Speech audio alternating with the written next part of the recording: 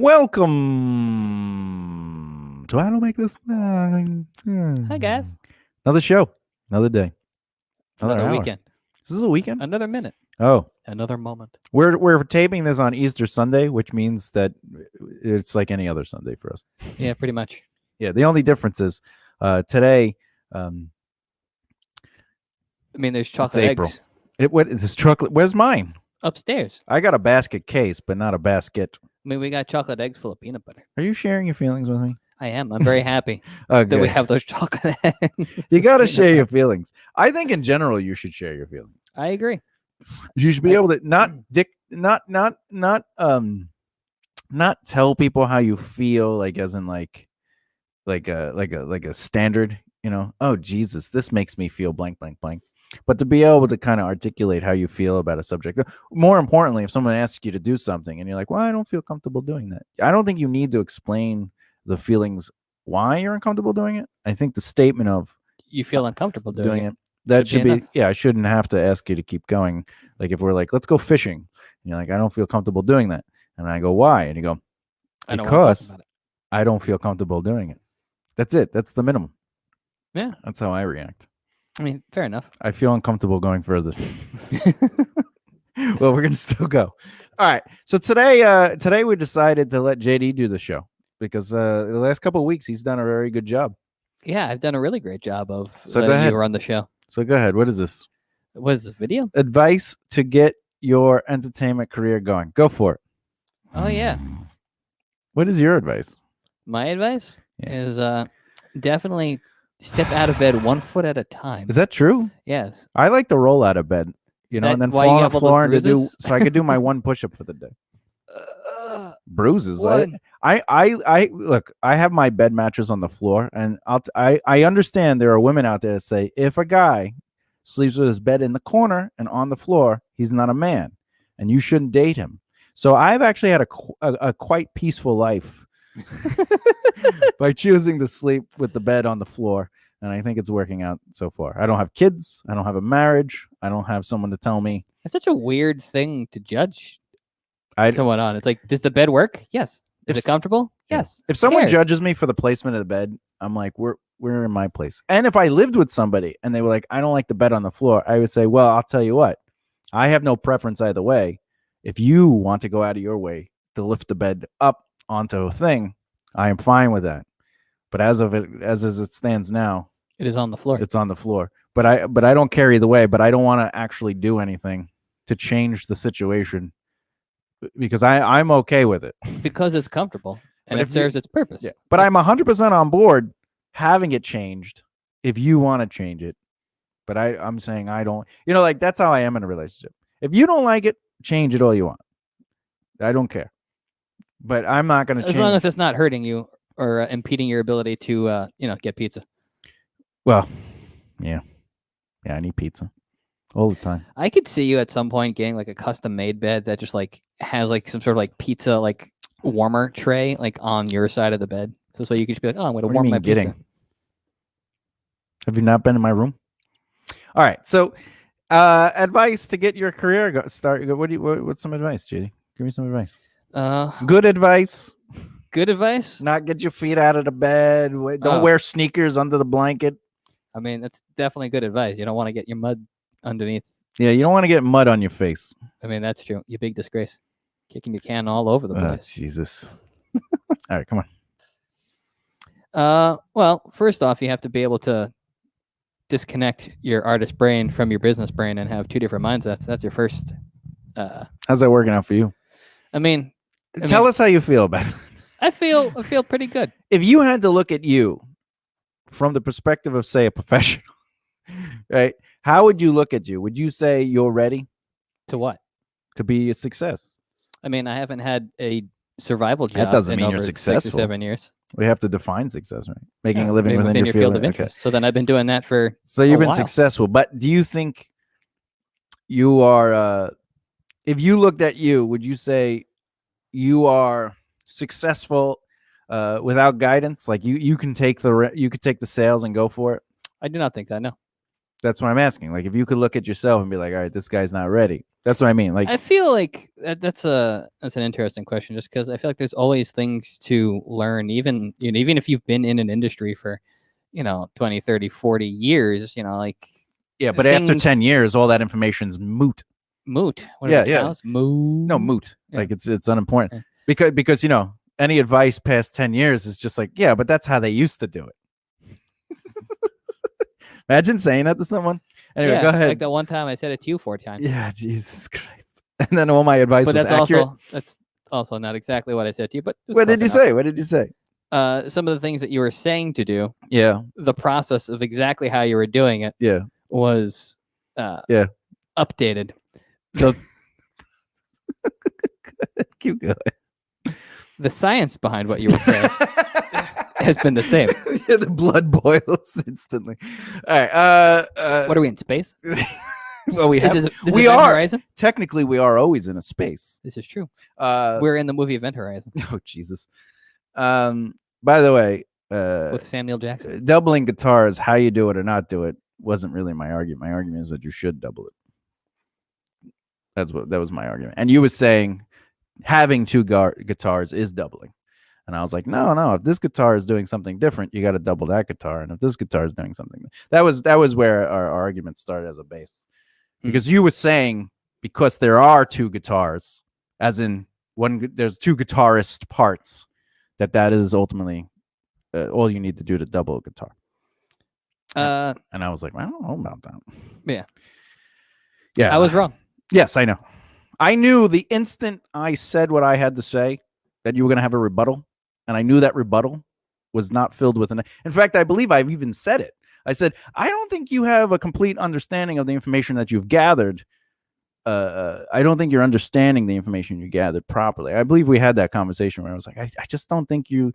I think you may have heard things, which isn't, by the way, when you're learning a process, it takes a little bit to you got to read, and it takes a while to learn Yeah. the completion of a lesson. Yeah, you can't read a book once and then be like, I know physics. I mean, unless you're in the Matrix and they just download And it. you're But like, we are not. How do you know physics? Well, I read the book on Event Horizon, so I can do space travel. Because it's the most realistic, most accurate portrayal of fantasy. Of exploding in space. And by exploding, I mean just, boiling from the inside and having your organs ooze out of your eyeballs. I got you. All right, moving on. So anyway, going back. So my question is, if you looked at you, would you say, if you didn't have guidance at this point, how well do you think you would do? I think I'd still be able to maintain the level that I'm at, but I do not think that I'd be able to grow. Do you know why? Because I am still learning, and there's a lot to still learn.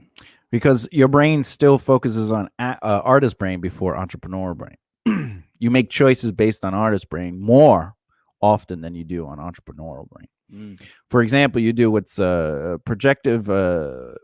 It's like projective dreaming or projective planning.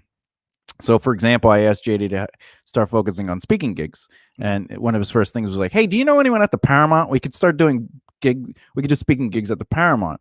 And what it is you foreseen an event in your head at the Paramount and how it would go. And that's artist brain. Artist brain sees the event, but they don't see the result of that event or the process to that event, and in turn, the value of that effort, because they just see the thing and not the process. Yeah, and that's an artist brain thing. When bands, like for example, if a band says we do a show, we're going to sell it out. We're going to be up there. I'm going to be headbanging. People are going to be doing the metal fists to me. When I do my solo, they're going to be just staring at me. And then during the chorus, they're going to sing the chorus. And then you go and there's 3 people there. And that's because projective planning is not necessarily true planning. It's an artist brain mentality. Like, well, if I do this thing, this is what it'll be. This will be the best version of that idea, which isn't how you're supposed to plan. You're supposed to plan accurately with process. So like when I gave JD some advice on that, I says, no, start off with people who are already speaking. Where are they speaking? And then break it down from there. Because if they're speaking and they fill the same, I guess niche? brand, niche, whatever you want to niche. Nietzsche. Kill God. Uh, uh, and then from there, you kind of go, all right, well, let's look into the places they perform. However, also, you can't just speak at a place that somebody of like mindedness spoke because there's a process. You know, you got to, what kind of relationships you have there. And the other thing is Do you have any connections? besides connections, what is the give? Right. So JD was talking about a friend that he has and says, hey, we should get them involved in this project and make them a blank, blank, blank. And I said, well, why? And he was like, oh, because, they'd be able to get their message out, but it had nothing to do with what what they got. It was just all, which again is projective thinking, projective planning. There wasn't an even balance.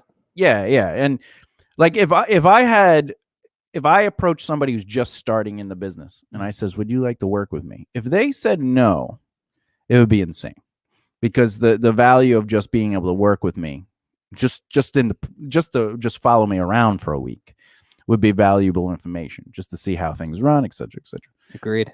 But if I was that kid and I went to someone with my kind of value for having the history I have in this industry, and I asked that person, can I follow you around for a week? I would be insane, because like, what am I going to get? There's a difference between if somebody of value asks you to be involved with something versus you asking them to get involved. But you do have to get involved. So how do you do that? Well, you start on the low totem pole. You start with working on your relationships, and a relationship leads to an opportunity, et cetera, et cetera, et cetera. But artist brains think they have that projective planning where they're just like, if I do this thing, and they ask for more than what they have earned with building relationships. Yeah, absolutely. Like, if you think making a CD or a film is going to make you money, you're not thinking of the process to make the money. Like when we were talking about filming Letter of Reason before the pandemic happened, and we had the money coming and we had everyone lined up. The biggest concern we had was our marketing plan and making the money back. So we figured that plan out. We figured out what we'd have to do and all the stages. But if we were just like, we'll just show the film, and if we show the film, we'll make money. It's not a plan. It's not a plan. That's not a plan. We need the process for how that's actually going to go. Even if we said we'll show the film at some big theater, and it's like, but that's still not a plan. Yes, that theater has a well-known name, but again, no one's going to a theater just to go to that theater. They're going to that theater because of convenience for something else that they have an emotional connection to. Well, let's take the Phantom of the Opera out of the Majestic. How many people are going to go to the Majestic just to see what's playing? People who are fans of Phantom of the Opera, and they're like, oh, I just want to see the theater. I don't actually want to go in and watch whatever's going on. They might take pictures of the theater, but like, unless they move something like, Hamilton into there, they'd be like, oh, let's go watch Hamilton. But now why are they going? Yeah, because of Hamilton. But it's the same thing. Like if they take out Phantom of the Opera out of the Majestic, which by the way was redesigned and built for the Phantom. Like they redid the stage, they built the chandelier that falls. Yeah, all the property that's. But anyway, but then we put JD's like one act play in the Majestic. No one's coming. Can it be a one act play? That's racist. Anyway, so JD, how does one become successful? What is some advice you would give to say somebody just starting out and just in general in the entertainment industry? So me specifically. My first advice would be like, talk to Thomas. My first advice would be talk to Thomas, and I would give the advice that you definitely have to separate your artist brand from your business brand. I would try to do my best at explaining what that means, which would be, your art has nothing to do with your ability to find success and like grow your career. What do you mean? I mean, just that. Are you telling me art has nothing to do with your success? I am. I think that's not 100% accurate. I think the quality, and by the way, the quality can be ranged by any variable, but the quality of your art is important for longevity, but it's not important for success, because remember, in longevity there's talent. So you still have to be good at what you do to maintain longevity. But being good doesn't create success. Yeah. Because you could be good enough to get success, right? Which is the practice aspect. but it doesn't necessarily mean you're going to stay there. This is true. I mean, how many people, have their 15 minutes of fame for like one reason or another, and then because someone exploits them because they, and sometimes they don't know. In fact, we were talking about that, I think 2 shows ago with the Anthony Francesco or Anthony France. I don't know. The guy, the 10-second song guy, where where they were saying like a record label literally was like, we want to sign you to do an album of these 10-second songs, like a Christmas album. And he was like, I don't really want to do that because I don't want to be known for that, but would you sign my band? And they were like, no, we're not interested in your band. So, that they were trying to exploit the literally 15 minutes of a 10-second fame. But the idea was money people, business people saw the value in that brand brand. Yeah. And they were, honestly, I would have taken the deal. I would have done it, got in at his level. Yeah. Now I probably wouldn't do it because I don't want to be in that world. But yeah. But music for you at this point is more funsies than worksies. Yeah, it's just, how do I do this without getting aggravated? And then I just get aggravated. Especially when you try to teach me something, Jesus. I'm just like, oh, it goes like this. Dot, dot, dot, dot, dot, dot. Yeah. Any input that's not even it. Just gave him an aneurysm. How did it go? What was it? Dot, dot, dot, dot, dot, dot. It was shaving a haircut, 2 bits. I know, but I thought you were doing that guitar part. I feel you were, though. I feel you. I was going to do it, and then I did shaving a haircut too. Right. Anyway. Oh my God, you got so mad. I did, because he's telling me he's playing one thing, and I was agreeing he was playing it, but my argument was he was playing it right after I showed him, and then by the second or third time he was playing it wrong again. So that was a very difficult conversation to have, because I was like, yes, you are playing it right, but you're not acknowledging that it's becoming wrong. Because like you would play it great after I showed it to you on the guitar. You'd be like, oh, that's it, I could do that. And then you just keep going, and as you kept going, it just got less and less the part. It got less and less accurate, is what you're saying. So I wrote it out on the board, and I believe this led to the He Believes Master of Puppets was 30 seconds. Was that where the conversation started? So because I was like, you don't understand note value. Oh, yeah. I was like, you're not under. All you got to do is see the note value, and then you could play it, because note value dictates literally what you play.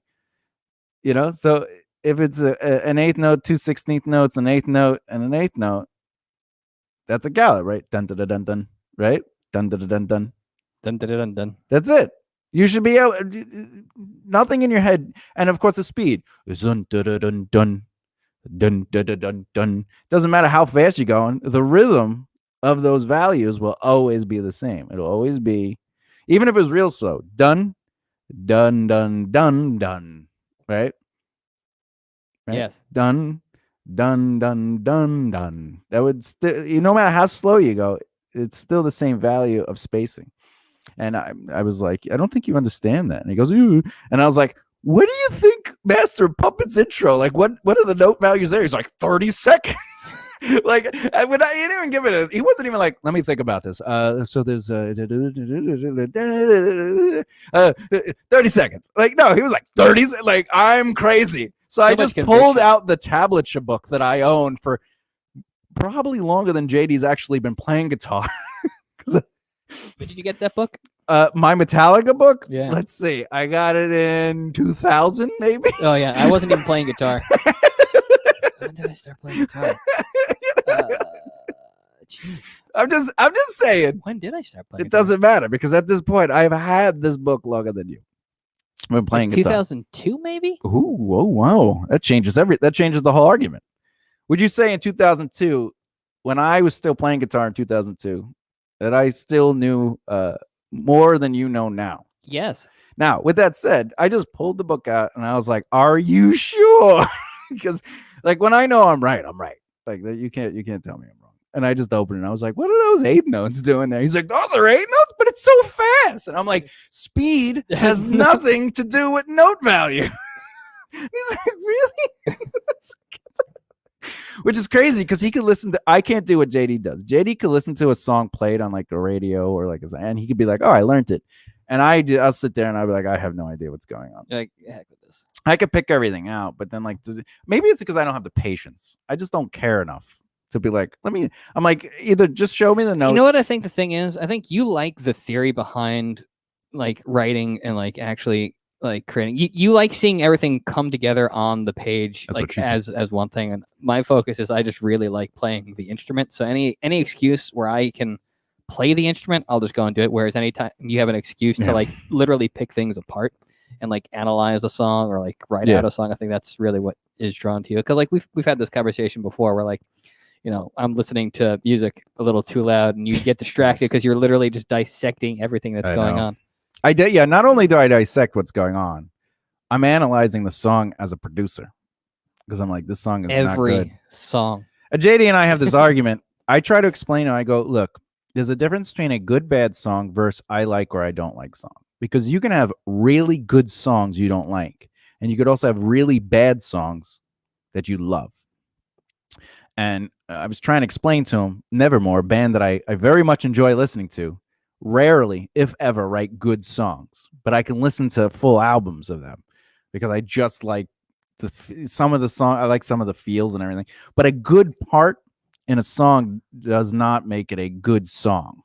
Or like a cool rhythm in a section or a breakdown, or because that's just one part. You need the song as a whole to make sense. Yeah, and there is a formula, just like there is a formula to success, to writing a song, to writing a script, to writing a poem, to writing a joke. And it doesn't necessarily mean the formula dictates what you have to write. The formula of success, just like the formula to create, is filled with tools that once you understand them, you can manipulate them. And as long as you stay within the foundation of those tools, you could do whatever you want. For example, Pulp Fiction. Pulp Fiction was a very good movie. Some people loved and some people didn't love. But what made it good was it still followed the fundamentals of storytelling, even though it technically started at the end, but did it, right? It still followed the first rule of Act One, set up the world. You know, set up who's your main characters. We need to see all your main characters within X amount of time. You know, and then every short story that came up, they established the real world of that short story, and then it developed into the chaos of second act and resolve in third act. So even though that film is all over the place, it still follows the formula of storytelling based on the tools. But because he understands those tools, he's able to manipulate it. Because even though like you still have like the moments where like you have like, you know, everything that seems quote unquote out of order. Yeah. In that being out of order is when you get the information that you need in order for like the narrative as it's being viewed to make sense. Yeah, in every story, for it to be for every story to make sense, you need drama. And drama, by the way, is not like a drama film. Drama is conflict. It's emotional conflict. Even in comedy, you have drama, right? But also, every story, you need to know who's in the story. You don't necessarily need to know their name. You just need to know who they are, their motivations. And you find that out in the real world. Because if you are in the conflict, that becomes their real world. And now you have to create a new conflict. Because we have to understand where we are before we can understand the conflict. You know? So like in Meet the Parents, his real world is he has a great relationship with the woman. He's an amazing nurse. All this other stuff is going on, and what's the conflict? He's not good enough for her, and he wants to make the best impression to the family. But if we started there would have to be an additional conflict because his real world is he's not good enough for her, and he's just trying to make himself look good. So we didn't get to see the baseline. And it's the same thing with music and jokes. In jokes, you have to, at minimum, set something up to do the twist or do the punchline or do the resolve. Same thing with music. If music is just the cool parts, it's a crappy song. It can't be good. Imagine a film was just the cool parts. Those cool Godzilla parts. versus Kong. Anyway, that movie was just punches. It was good. It was good. No. It had, like you said, 40 minutes of introduction, then the rest of it was just punches. Yeah, it was 40 minutes of introduction, 90 minutes of I think there's a plot here. No. But it with music or even movies, like if you just do the cool stuff, none of it will be cool. It'll just be flashy, but we as an observer will not be able to follow a narrative. So I always say that about you, music you write or you listen to. I go, there's no narrative. And you go, oh, there's narrative. It's cool. It sounds good. And I go, sounding good is just flashy, but there's no narrative. And if you build a relationship with the cool part, you're going to like the rest of it. And therefore it influences the way you create. So as a creator, if you're just going, I like these cool things, you're going to just create cool things, but it doesn't necessarily mean you're going to create substance or narrative. And that's how you connect with your audience when it comes to the art alone, is they have to connect to something. They need a substance. Yeah, it can't just be a cool part. You can literally listen to a very successful band, and every single person in the world can listen to the same album, and the majority of people will pick the good songs, and the majority of people will say these songs are bad. Now, there'll be those small variables that'll be like, no, I like this song because it's different, or it's weird, or, it's whatever. But those aren't the majority. But the reason the majority choose the good song, quote unquote, is because it is following the rules of narrative. Substance and narrative. And even what I'm saying is, even great bands write bad songs and they put them on good albums, because like the album might have 6 good songs out of 8, and then there's just those 2 crappy songs, and you're like, man, how come they couldn't even write? Like, where'd this come from? Yeah, I mean, JD obviously can write great songs, all full albums in less than a month, but it's so crazy. You need to say that to a professional one day. You know, it's easy. Writing albums of great songs. And they'll just look at you like, don't talk to I'm going to kill you. You know how long it took me to write this album? No, how long? 2 years. Really? But it's the Black Album. Yeah. Yes, it is. And we're Metallica. Blink, blink. Took 2 years. Took 2 years? Yeah. Then we toured for 4.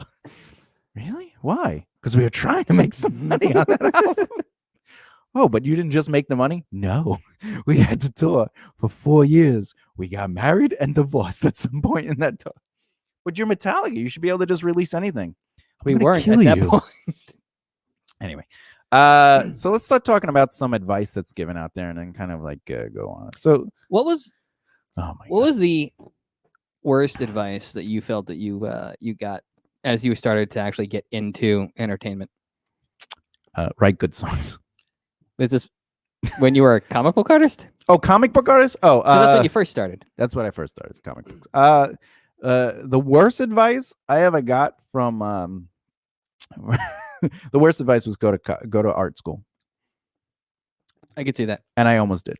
I was like, yeah, that makes so much sense. I could go to art school, I could learn how to be a good artist. Like, yeah, you're like, I can learn all this for free. No, I didn't know. The only reason I didn't go is because I changed careers. I decided to be a musician, which probably was the best choice I ever made, and also at the same time the worst choice, because why? Because I rather, if I had gone into being a producer first, I think I could have been a musician in the world that I wanted to be in, because I was learning the industry as a musician, so I was artist brained it, and you weren't learning it as a businessman. Yeah, whereas a producer puts your brain right into the mindset of a business, because a producer's first job is to make money. All right, which makes sense. But I think the greatest producers allow for artistic creativity in the music, comedy, whatever it is that you're working on, but they don't mix the two. They allow art to be created by the artists, and they'll give their feedback here and there. But a great producer goes, I know how to sell whatever it is you give me, but I know I want to surround myself with good creative people, or be a creative person in themselves. Like, if I come up, like, there's going to come a point where I'm just making shows and television and films, and I'm just going to come up with the ideas, and I'm going to have people write those ideas out. I'm going to be like, this is what the story should be. I trust you to write it. And if they don't write what it is I want, I say, all right, well, these are the things I'd like to change. And if they go, no, I think the story would be good like this. Well, you're already paid. Thank you for your time. And I got to hire someone else. And I will never, ever hire you again, because you're not listening. Because remember, I told you about the aspect of loyalty or joining a group is, if you join a mission that exists in power or has motive. Like, like the Team Rise Together mission. If you join the Team Rise Together mission, it already exists. So you coming in to change things up is a bad choice on your part. Everything that you do when you join someone's mission is to elevate that mission. All your ideas should be to elevate that mission. They could be counter arguments to actions that ultimately would help elevate those missions. But the end goal is to make sure that those missions are achieved. Yeah, and not like, well, we should try something else. Same thing with like if you get together with a band, though, like if 4 people, 5 people join a band, 9 people if you're Slipknot. But the idea is if 4 people join a band, all 4 have to be on the same page of what that mission is, or that band will fail. Same thing goes with a film crew. If you're a producer for film and your team is not on the same page as the mission of the production company, your projects will fail. If you're a comedian working with other comics to do a special tour and not everyone is on the same page of what that tour is about, that tour will fail. So it doesn't matter if you join together. Like, let's say you and I are like, let's start a comedy troupe. The moment we do that, if we don't figure out what our missions, ideals, and morals are, and like what we're trying to accomplish with that troupe, other than I want to get known and you want to get known and we're going to be successful and maybe we can make money with it, you can't do any of that because there's nothing that people can latch onto, and everyone's going to be trying to fight for a spotlight when it's supposed to be a team effort. That's right. To complete missions. That's right. Everything you do, even if you join together, start it together, or you join on your own to help others, it's not about you. It's not even about like Team Rise Together, even though we run it and we created it, it's not about us. It's about the missions. Yeah, it's about the mission, the ideals, and the morals, like our purpose for the Team Rise Together movement. Same thing with BBR Productions. Same thing with your band Angels on the Battlefield. There is a mission to it. But it's not just the focus on the thing. It's not a focus on the people. It's a focus on what those things stand for and what they're trying to do to better, everybody. Now, to be fair, though, if somebody came into your band and was like, we should add vocals, that is not them changing the mission. Why? Because it has nothing to do with the missions. Correct. The mission's morals or ideals. Yeah, the music itself, the product itself, has nothing to do with the mission. Right. But that's why, bands and artists are able to change over their entire length of career. Again, look at Metallica. Kill 'em all, load and reload. Yeah, you really well, that's an example of them changing their mission. Oh. Load, if you listen to it as a concept, like what is load about? It's not about what they had been talking about. There's a lot of themes in that. First of all, the semen and blood on the cover of Load. You know what I'm saying? Yes. Like, what's that have to do with Metallica? What does that have to do with being someone who is basically on the outs, lives outside the norm, is poor, is just lives the lifestyle, parties, rocks, blood and semen, right? Lots of cocaine. They weren't drug addicts. They were alcoholics. Right. Anyway, but again, if like, for example, like, let's say we were working on a film together and we were writing the film and we were like, this is what we want the film to say.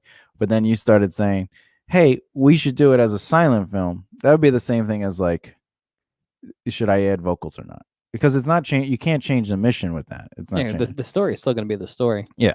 But if you came in and you were like, all right, I know that the story is about two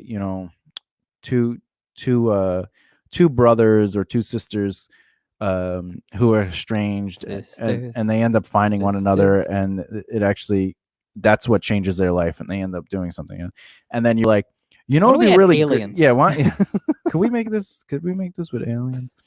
One of the sisters is actually a body snatcher. But actually, the body snatcher probably more like the not being a part of the mission. I think the aliens could still be a part of the mission because you're just adding an element of where the story would be told, but not necessarily the content of the mission. So getting them together after being estranged and working together and then becoming successful in what they do, you can do that in any environment. So the alien thing is one thing, but turning one of them into a body snatcher and like it's not really the sister, that would be off brand of what we're talking about. It would explain the estrangement though, but why she's like all weird. You're a stranger. All right. Anyway, so let's talk about some stuff. So advice to get your entertainment career going. So sometimes I hear you hear us say get involved, right? So some people always say be an intern, work for someone, give your time. We say this often on the show, and the idea is that when you're starting your career at any age, right? This is the other thing. Some people think, well, I'm 40 or 50 or 60. And they feel like they're too old. Or 30, and they're like, I just need to be making money. Don't start a career if you need to be making money. That's a dumb reason. In fact, don't even start a job if your goal is to just make money, because you'll never grow in that job. You have to have a mission and a plan. The other thing is, if you work for money, you're not necessarily in control. Because money is in control of you. Money, yeah. So how do you fix that issue? We talk about that all the time. That's about the financial foundation, creating an 18-month secure capital startup. That's a whole other show. But this is assuming you have listened to us in the past, and obviously there's other episodes you can go back and listen to about financial foundations and creating your 18 months, safety net, organizing your money into the 3 needs of purpose, security, growth, and dream. So there's a lot you could be doing before you get to this point, and I would only recommend doing what I talk about in this episode if you have the foundation allocated. All right, so you need to get involved.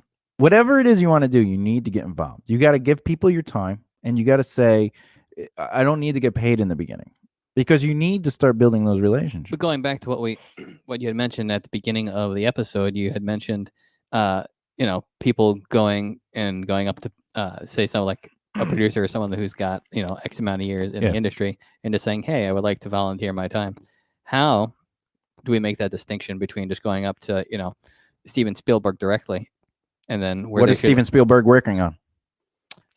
Let's say he's working on E.T. 2. All right. Let's say he's working on The Paper, which is a film I worked on. Ooh. With Tom Hanks. Okay. So they need interns. They also need PAs. PA is basically the lowest of the low. You're just the grunt. You run around. You're literally the entry point. Yeah. You're the runner, right? You get those jobs by knowing somebody in the industry, and you could literally know nobody in the industry and get those jobs. So if someone else is a PA, because their PA turnaround is huge. So if you want someone like Steven Spielberg, you want to figure out who works as a PA, and they're always going to be like, look, if you could work this day, come on in. And you just start building relationships in that sense. You don't necessarily have to do it on set. You could do it on another set, or another grouping, or a get together, or a gathering, or whatever the case may be. As far as like getting involved in recording studios and stuff like that, you could just literally go on their website and see if they have an internship program. You could see if they're hiring, whatever it is. And when I say hiring, you're not trying to get the job for money. You're not like, I need some money, because you already have your foundation. Yeah, at this point you already have that. Yeah. So if you see the job and it pays $10 an hour, you're like, whatever. If I could get this job, I'll get in and work. But have a mission, and don't tell them your plan is to learn what you can and then leave.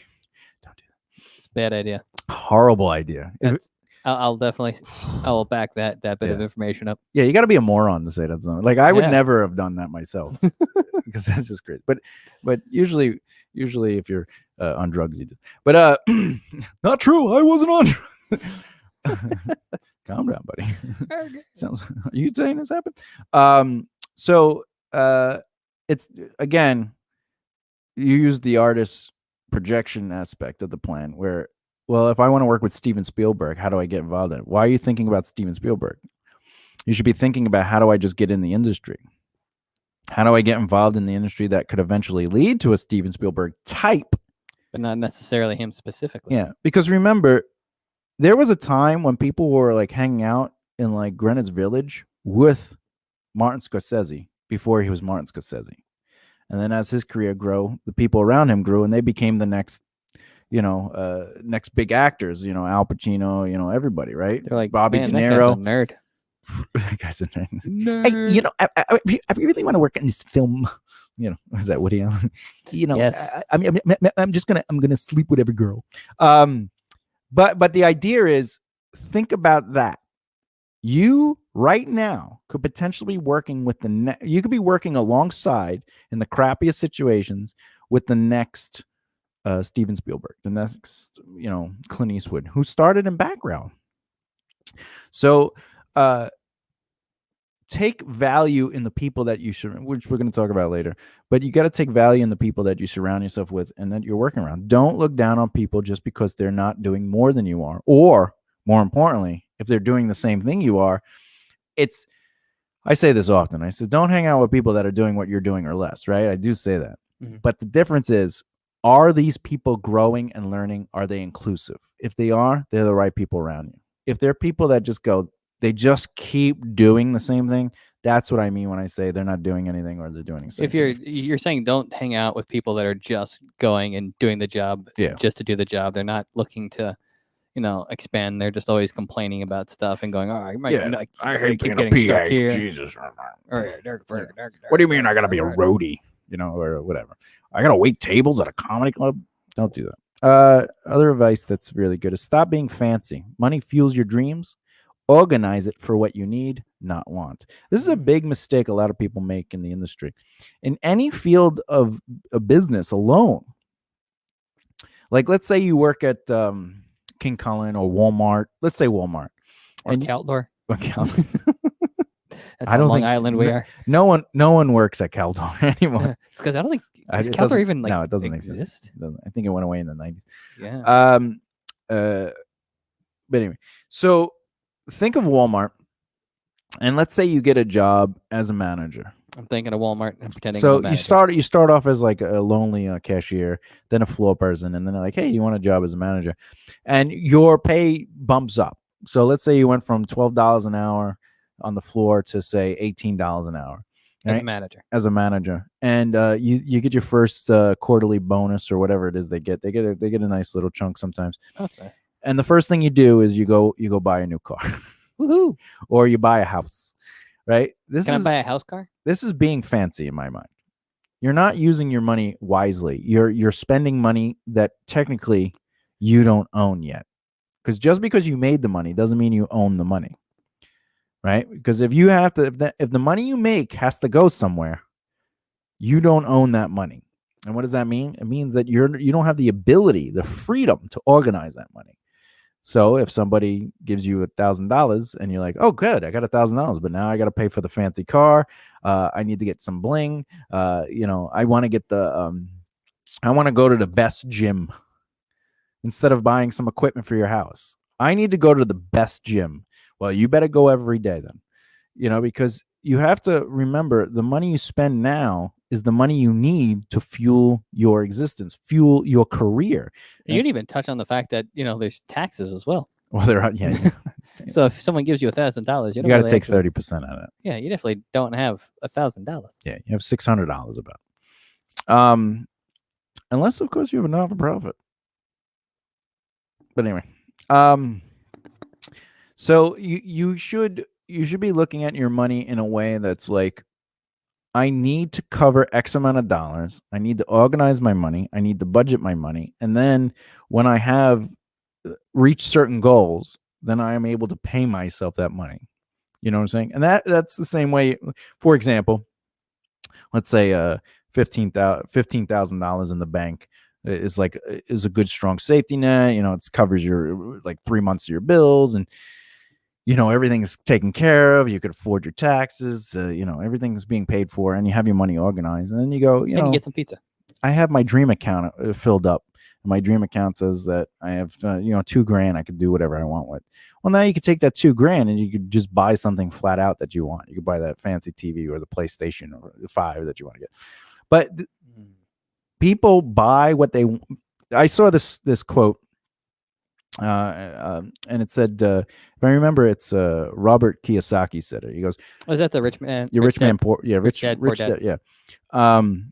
He said, and whether you believe in what he says or teaches, that's one thing. But this quote is very important, and it's generalized, but you should really pay attention to it. Mm-hmm. Poor people buy things they want now, and wealthy people create assets to afford the things they want later. That is a very drastic way of thinking, and it's crazy that like speaking from a personal experience, I had never really heard that from anyone until I had met you. Oh, yeah. And like just that little fact really just kind of like blew my mind. And then like I just Well, I don't get why that isn't just like something that is taught more widespread. Well, it is taught, but it's taught the opposite way. How so? It's taught that the things we own create the value of respect. If I have a nice car, girls will like me. If I have a nice house, people will think I'm wealthy and they'll respect me, right? If you don't have your mattress on the floor. If you don't have your mattress on the floor, you're dateable, right? And marriable. Which is crazy because if you're like Japanese, most of what they do is on the floor. They don't really have a lot of furniture. So even when you sleep, it's on the floor. See? Hashtag no Asian hate. Hashtag yeah. We can say that. We have friends.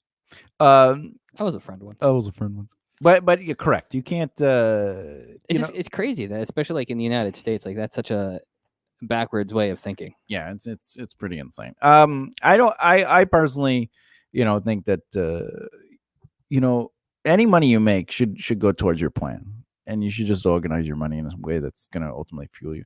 And if the things like guitarists, musicians do it, they go, "Oh, I got extra money. I'm getting my tax return. I'm going to buy a new guitar. I'm going to buy a new guitar." Why? Why? Like most of my guitars, my most expensive guitar is my Paul Reed Smith. Everything else I bought secondhand. Like I didn't spend a lot of money. Was that like the one thing that you treated yourself and you're like, I want this? I had somebody had rear-ended me. Ooh. And I got hurt pretty bad. Well, I'm glad that you're not dead. And I made a couple $1,000. I made some good money. I made good money. All right. And I new plan. Get run over. And I was like, I want to get. But the guitar. What's funny is the guitar I had my cousin buy on credit card, and then I just paid him. I just paid him back on that. But when I got the settlement, I just gave him the whole thing, and then I bought my bass, the bass amp, the Ibanez. Yeah, a guitar head and a guitar cabinet. And my Ibanez. Oh, you got this like when you were younger, then? Yeah, I got it. Yeah, much younger. Gotcha. And I bought all that, and it was like nothing. For the amount of money I had gotten from the settlement, it was like nothing. And that was like one of the first times I ever spent a lot of money. Like, because I always, every day of my life, I always had like that, like, be smart with your money. Because I would see my uncles and my grandparents, like the way people spend money, and my grandfather would put $200-$300 down for a tip, and the meal was like 3 people. Like, that's crazy. Well, when you get that kind of it's like, you know what? Yeah, this ain't my money anyway. But fair enough. But they'd be like, "Hey, Mr. Mammy." Mr. Mammy. His last name's Mammy. Like Mammy. Anyway.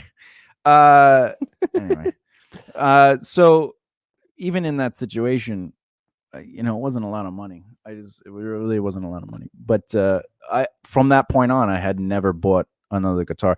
And as far as my cabinet goes and everything, my cabinet I traded for the cabinet I have now, which is like a monster cabinet where like it's not made by Monster, but I mean like you can throw it around. It's like it's heavy duty. There's 3 settings. There's standby, there's on, and there's energy drink. No, the cabinet is like it's a tough. You can throw it around. What was the first one? The first one was like a crate. Oh my god, that's. But like I had the double. I had the double. So I had the square one and then the top one. That's funny. And then I was just like, I don't need this. It's like every metalhead's first amp. It's like, oh, crate.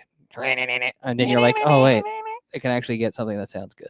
Yeah, and then I got like my rack system, and I sold my crate, and I was able to just get the rack system with the crate.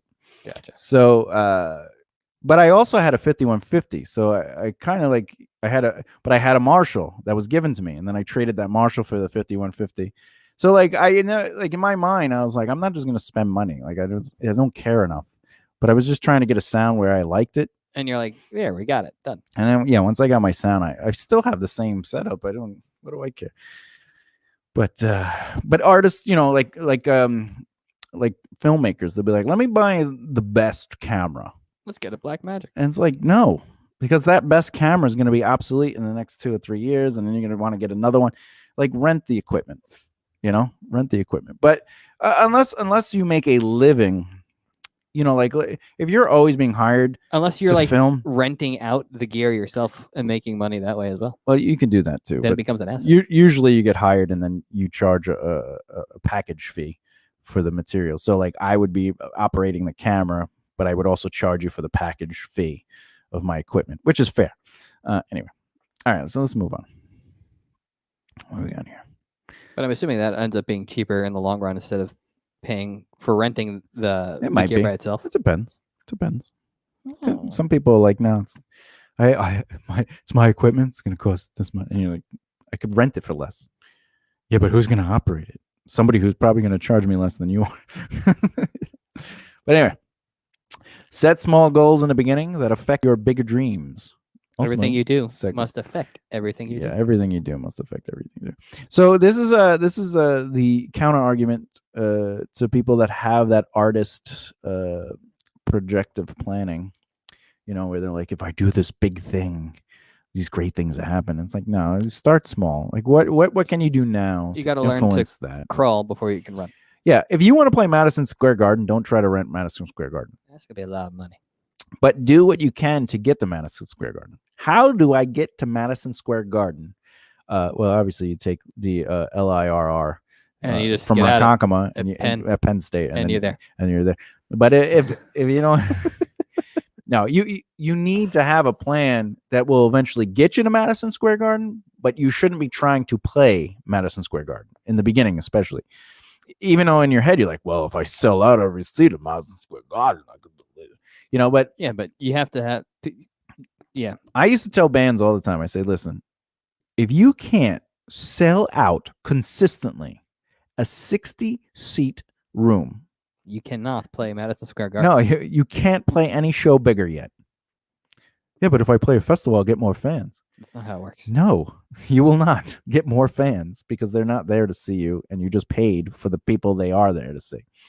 What you need to do is establish a brand that when you do a show, people come to see you. And if they're coming and they can't fit in the room because you sold out in X amount of time, that's when you have to say to yourself, all right, now we got to go for a bigger venue. But until the demand needs a supply, you can't just you can't just go rent a theater that has 1,000 seats and think, I'm going to make money with this. Because now what do you have to do? You have to market. Well, in that case, you just advertise as a promoter just to get the seats because you're not going to make any money. But like, that's the thing. Like, if you don't have any band on there or any performer that has a brand, you're not going to fill that place up. 1,000 seats is a lot. Yeah, it's even the same thing when you have like big bands. Like they just so happen to be like, you know what, we're going to take an up and coming band or like someone that's new or whatever, and like they're going to open up a tour. It's like, no one goes to see the opening act. Really? Every now and again, you're like, oh, we'll have some people, but like you're not. So would you go on tour as Angels on the Battlefield if someone wanted to bring you along? I mean, if they wanted to bring me along, I would totally do it, because if the opportunity came, it would be the reward for me doing whatever my job is. What's your job? To network market practice. Yeah, but I mean, what's the reward though? The reward would be getting to play music for doing my job. So you would just be playing music. That would be the only reason you would do the tour, is just because you get to play music? That would be the only reason. Well, why would you say yes to the tour? Because that is not the reward. But go ahead. Well, then what would we say would be the reward then? Are you getting paid? Well, if I got paid, then yes, that would also be a nice reward. No. I'm just saying, how many bands do you know get asked to be on a tour and get paid for that spot? At the mid-level, like nobody. So would you say you're at the mid-level or the lesser than mid-level? Angels on the Battlefield is at the lesser than mid-level. So how much money do you think you'd get paid? If I got asked to go on a tour with a band, say, like... Go ahead. Butcher Babies, I would not get paid at all. If a band like Metallica asked you, you would not get paid. At all. At all. But listen, you're saying it's a reward. Why is it a reward? How's it a reward? You're paying for that experience. It is not a reward. You're paying for that experience. You got to pay for the travel. You got to pay for probably the spot. Probably going to charge you, right? And then you got to pay for room and board. You got to pay for anything. And then at the end of the tour, you think you're going to make money on shirts and CDs? No, because there's no demand. There's no demand. So how are you going to even make the money to afford that trip? So are you going to say, I'll use the money that I saved? Now you got to say to yourself, do I have that money allocated? Because that's a dream account expense. Because you don't spend money to lose money, because that's not a business expense. Business money spent should earn you money in the end. So in this situation, you would be paying. And therefore, if you could afford it with your dream account, go ahead. That's fine. But in this situation, you wouldn't. So I ask again, how is it a reward? Well, if I'm not getting paid and I'm not making money, it's not a reward. But if I'm getting paid and I'm making money, then it would be a reward. Now, yes, if you're making a living, but why? What situation should that be worth it to take if you're not getting paid in that? If you're not getting paid, yeah, how can you make it worth it? The most important thing to do would definitely be to get press. I was going to say market by doing interviews along the way, but yes, get press. Get interviews on the way. All right, great. How many interviews are you going to get on the way? Well, at least on the way though. No, at least one per show. City. Yeah, one per show. You're going to get an interview. At least you're going to get one interview, guaranteed per show. Well, at least try. So during the tour, that's when you're going to get your press. And also beforehand, leading up to it. Okay. So how many interviews are you going to guarantee to get before it? Yeah. How many interviews have you gotten us in the last 2 months? Handful? 2, 3? In the last 2 months. What month are we in? Anyway, you would have to get what would equal to about 2 or 3 interviews a week.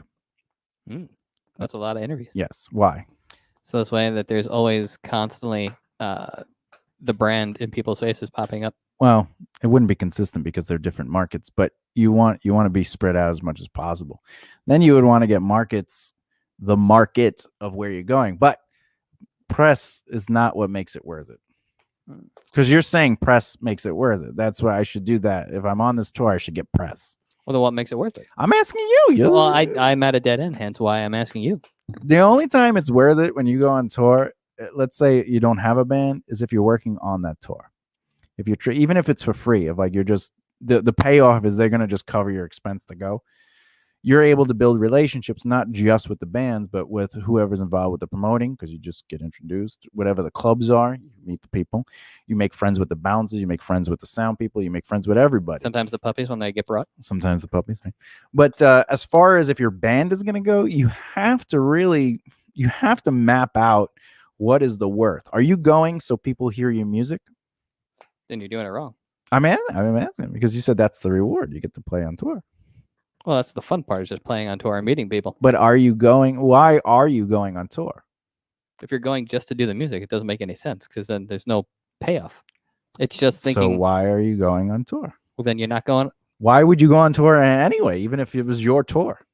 Like if you were like, I'm going to set up a tour for Angels on the Battlefield. There's no demand for it. There's no demand. So why I wouldn't. Why would you go on tour? I wouldn't. So what is the benefit of going on tour? How do you make it worth your while? Well, you just mentioned a few things. Like what? Like press, getting press doesn't make it to network and build relationships. You can go on tour without. I mean, you can get press without tour. Yes. So the tour, what I'm asking is, I'm talking about getting press and talking to people in person. Like people come to the shows, which is going under the like networking and building relationships in person. Incorrect. Are you talking about fan base? No. Oh, all right. So talking about people in the industry. So like, all right. So that is the advantage, just networking with people. That's one advantage. What else? We're trying to give some advice for people who be successful. So what else? What else? Well, you definitely get a lot of food in different places, which is also.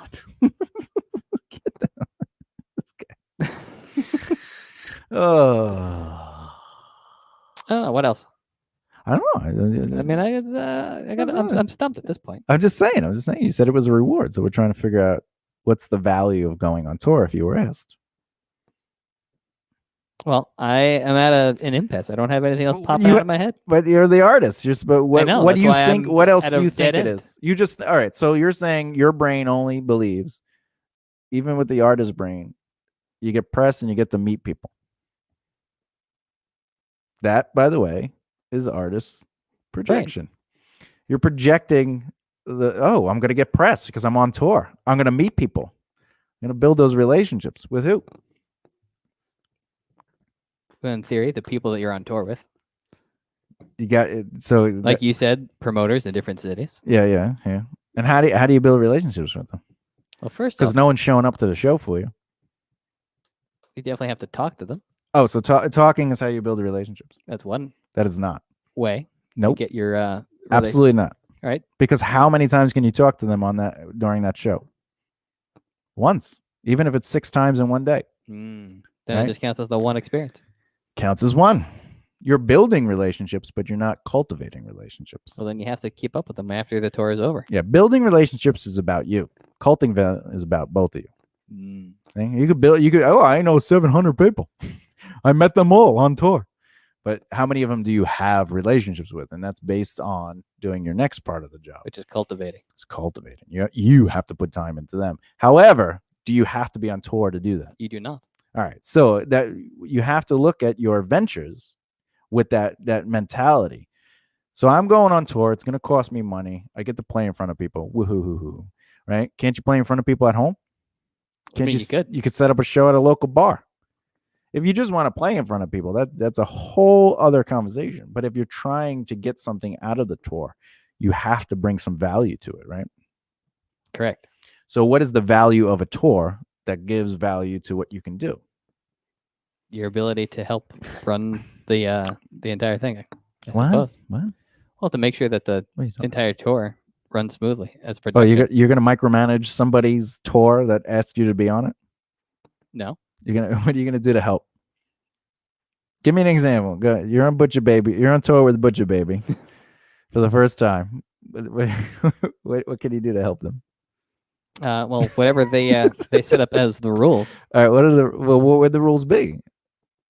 I mean, as a foundation, right? Be on time. Definitely a very, very important one. That's insane. All right. So if we were gonna do a multiple screenings of a film, would it be any different than going on tour? It would not. It'd be pretty similar. So how do we get the most out of screening a film? We get people involved. Oh, like who? Local communities. Local communities. Now, why didn't you think about that for the band? That's a good question. I don't know. But what your answers had to do with getting press for you, getting to play on stage, you helping them run their show. You see where you're thinking, how your brain is working? That's all artist answers. It is very artist answer. Right? What was my first answer? Community. Right? Because that's what I taught you. That was our first thing. If we do this to make a screening work, we have to get the communities where we're going to screen involved. How do we get them involved? We allow them to offer their products to us to do the goodie bags. So people come, they buy the bag, they get something out of it, even though there's worth more money in the bag than what they're actually paying for the ticket. All this has to do with other people. So success is always about other people, not you. So how do you get other people involved? That's how you get the most out of a tour, not what are you going to get out of it. Giving to other people, getting other people interested gets them to want to be interested in you, and therefore they will put time into you. Like, Jesus. Yeah. Small goals, JD. Small goals. All right, answer this next one. Go ahead, read it. I can't see. You can see. It's everywhere. You got to talk into the microphone. Work on improving yourself. See? Learn the industry. Learn your strengths and weaknesses. Look, we just realized you don't understand the industry and you got to improve yourself. So what's your strengths and weaknesses in that last example that you can work on? Stop thinking like an artist. Which also means stop being selfish. So, there you go. Yeah. So do you think being selfish is a weakness or a strength? It is definitely a weakness because it focuses on myself and not the community around me. You can't grow if it's all about you. It's impossible. Your career can't go anywhere beyond your desires if you don't learn how to be selfless, right? Not that you are a selfish person, but a lot of choices we make as artists is selfish, right? Let's rent the Paramount to do a speaking gig because it'll be huge and we could get all this stuff at it. But what does the Paramount get for it? Oh, they get to help the community of bands. Yeah, but what do they actually get out of it? You see how the thought is. So then, just so we can add on that, what would be the difference between having a showing and getting local community businesses involved to have little goodie bags distributed at a showing? How is that different than getting the Paramount involved to host a digital? Because it costs the Paramount money to do that show, and it doesn't cost other people to get involved to donate. Right? Because they can do that as a write-off, but it's going to literally cost the Paramount money they can't write off to open up that door to pay the people that work for a digital thing that is not physically in their thing. But even, let's go with the digital. They still are getting nothing out of it. Are they donating their time for our purpose? And do we have a strong enough brand? And what you're saying is if people were to donate things, they're not necessarily donating their time. They're just donating things. They're just like, here you go. Like when I did that with the pizzeria, they gave me so much money to just use as coupons, but it wasn't even coupons like you're thinking. It was like the Rose Theater coupon. And they knew that they were getting it from the Rose Theater, and they saw that so many people came there from us that they were like, what else do you want? And then one time we did a movie there, like somebody rented the place for a movie, and they fucking fed everybody for free. You're like, we should just film at pizzerias all the time. No, they came to our theater and gave us food because they were filming at the theater. There was like 100 people there. It was crazy. Gotcha. I thought you were like filming at the pizzeria. No. And they're like, oh, here you go. I would love that. Thomas, this is a space sci-fi western. Why is there a pizzeria? Space sci-fi. Pizza aliens. Anyway, but to go back. Going back. If we are doing a screening and we get other companies involved, we're not using their brand and their space to make money off of them.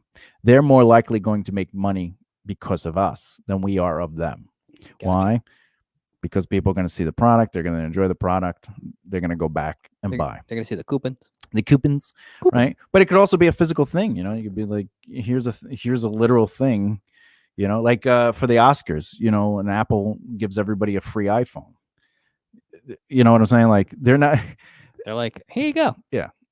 But also what's the payoff of celebrities using their iPhone? And they're like, oh, that's definitely a lot of good advertisement. It's good advertisement, right? It's very good advertisement. But with the Paramount, if we're just like, hey, can we use your name brand to help us build our speaking engagement? That is selfish. That's selfish. Can you say that? I see the difference. Yeah, there's a huge difference. Because I'm like, hey, you don't have to be involved in any other way other than could we have some coupons or a free item or something, or maybe you could pay for a spot in the bill or whatever the case may be. Mm-hmm. And they go, yeah, you know what? That's just marketing, sure. And it takes nothing out of them other than maybe a couple of dollars. And someone came up with the idea for them. They're like, yeah, here you go. Boom. Right. But if I was like, hey, can I use your pizzeria and we're going to film there for free? And you got to shut down for the day, though. You got to shut down because we need the whole thing for the whole day. Well, what did they get out of it? Oh, your pizzeria will be in the movie, and we'll obviously buy lunch. They're not getting anything. In fact, they're losing money because they don't have any traffic coming into. Correct. So you have to look at it in that way, And anyway, so work on improving yourself, learn the industry, learn your strengths and weaknesses. This is very, very good advice in the sense of like anything you want to do, know it at least at minimum. Like understand what the process is. When you look at something, if you look at just like, hey, I'm an actor, so the industry is I just act. I do auditions and they hire me and by casting me, and then they say action and then they say cut and then I go home. I really want them to all to sound like that. They do all. And the same thing with musicians and comics, like if a comic thinks their job is to tell jokes, they're in the wrong industry. That right there is a joke. Lady. So you have to know how the industry works, even at a minimum, to grow how do you grow a career if you don't know what you need to do? If you think that all you have to do is the thing you do, you don't know how your job's going to work.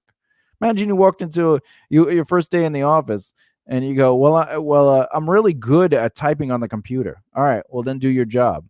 Well, what do you want me to do? Well, you said you're really good at typing on the computer, so go type on the computer. Yeah, but all right. They come back. They're like, "What are you writing?" "Oh, I'm just writing. I did a lot of writing today." For how long? 8 hours.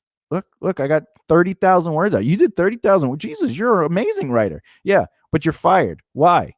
Well, because you don't know what you're doing here. What are you talking about? I'm showing you my skill of writing, my skill of telling jokes, my skill of playing guitar, my skill of acting. And you're not gonna let me stay here? No, because all you know how to do is the thing you do, but you don't know how to do how to apply that to what is. No, the acting has that. Writing has nothing to do with anything. The writing is just what you're good at. But what is your job? I need to know how to organize my day. I need to figure out what needs to get done. I need to be able to help people. I need to know people. I need to. Anyway. You got to be friends with other people in the company. This way you can at least one person, especially Bob. All right, you are your own. Yes, create opportunities and get others involved. A lot of times, people become their own gatekeepers. I can't do this because like you have over and over and over again. What do you mean? You become your own gatekeeper. No. That's a bad thing. Becoming your own gatekeeper means that like you're stopping yourself. Oh, I thought you said like gatekeeper as in like the person who like is the person that owns it, that opens up for opportunity, as in you're the person who always creates the opportunity. No, a gatekeeper is a negative term. I mean, they're the people that can say no, keep you at the gate. Yeah, no, right? And then like you want to be friends with them because they might open a door, right? So like it's a terrible position to be in, to have to judge who goes in, who doesn't, right? So a lot of times you become your own gatekeeper because you're saying, well, I need to be so good they can't ignore me, or I have to have an album before I start marketing the band. I have to be the best comic before I start building relationships, because what do I have to offer if I'm not funny? Your friendship. Like what other things can you do? What are your strengths and weaknesses? So we end up becoming our own gatekeeper. So instead of looking at things of like how you can't do it or you are unable to do it, find ways to do it for yourself. I've talked about this before. George Lucas was asked the question, how do I become a director like you? And he's like, do you have a camera? Do you have a script? Do you have some friends? You're a director. Like, it's very easy to become the thing you want to do. You just have to do it. Mm-hmm. And making money at it is a whole other. That's a different. It's a whole other game. However, creating those opportunities means that if you are doing something that you love doing, for example, if you're acting or writing, and you could get others involved, now you're building community. And now people are growing, your team's growing, and that team itself will eventually branch out to even more people, and it'll allow you opportunities to get paid to do what it is you do, i.e. Adam Sandler, Seth Rogen, people like that, Martin Scorsese, who has his own team. Yeah. All right. Brand, be yourself, let you shine through. What does that mean? It means sometimes we try to be what others want us to be, and sometimes, especially for auditions, we go in, what are they looking for? What is the casting director looking for? They're looking for you, right? They might not actually be looking for you, and that's why you don't get the role. But go in as you. When you meet people, be you. Be your genuine self, obviously the branded version of it. Like, what are the things I want to really represent as my truth? Don't make things up. Don't be like, well, I want to be the fancy guy, so I'm going to wear fancy clothes. Like, let it be a part of your personality come out. But at the same time, you can create those barriers, those boundaries of, well, I don't want to talk about this, and I don't want this part of my life in this world because that's from my private life. Yeah, because you should definitely have, your personal space. Yeah, like if you're Arm & Hammer, you don't want people to know you eat people. I mean, or do you? He didn't want people to know. Oh God, I can't believe that guy. One of my fetishes is making like I'm eating your feet. Oh, people bacon. That was the Lone Ranger. He played the Lone Ranger. Really? Yeah, in the movie with the Johnny Depp playing an Indian and a Native American. That's funny because I totally forgot that anybody else was in that movie that wasn't Johnny Depp, and he wasn't even the lead. Well, he was co-lead, I guess. Yeah, Tonto is the guy's name. Tonto's a very important character. The Lone Tonto. The Lone Tonto. So you want to always bring a sense of your authentic self, because we always feel like we want to fit in, but in reality, we want to fit in with who we are. We want our brand, our energy, our personality to be a part of that. It helps you stand out, not to be the center of attention, but it helps you stand out as in like your value is present. And it helps you just be more genuine because you're focusing on who you are as a person. Who you are. And like, not trying to be what other people expect of you. One of the biggest things that I deal with, especially when I work with other people, is they always say, like, whenever you're in the room, it's like we're not there. And I go, well, that has nothing to do with me. You have to work on being in that room. You have to work on being present in that room. And they go, yeah, but if you're even if you're not there, like the next time, their first thought is, how is Thomas? Well, so you're just a really nice, caring, genuine person who just happens to know who you are, what your goal in life is. Maybe. And you genuinely care about people. So, and like that comes off, and people, I'll tell you what it is I do. You make people feel valued. Yeah, I listen to people. That's it. It's never about me. I try my hardest. I'm sorry, are you speaking? To not up. That's the secret. Any conversation I'm in with new people, I try my hardest to not talk about myself. I try. Sometimes I mess up, but my goal is not to talk about myself. And if they ask me things, I try to get it back to them as soon as possible. And that's why they remember me. It's because you're giving them the space. And I'm giving them my time, and they feel heard. That's the value of it. Get involved, right? You get involved because it shows the value of your interest. And if you show interest, they'll show interest in you. And it shows that you are a supportive person because you're not taking the spotlight. No. When it comes to tech, it's not showing any supportive effort. You're allowing them to be heard. How many people talk about themselves? A lot. Everyone. So that means in every conversation, at least one person has to listen and the other is talking. But both people in that conversation want to be heard. And now you're the one person out of, say, 40 people they talk to in a week that is listening to them. And they feel heard. That's all. It's not about they see you as being supportive. They just finally have a chance to be heard.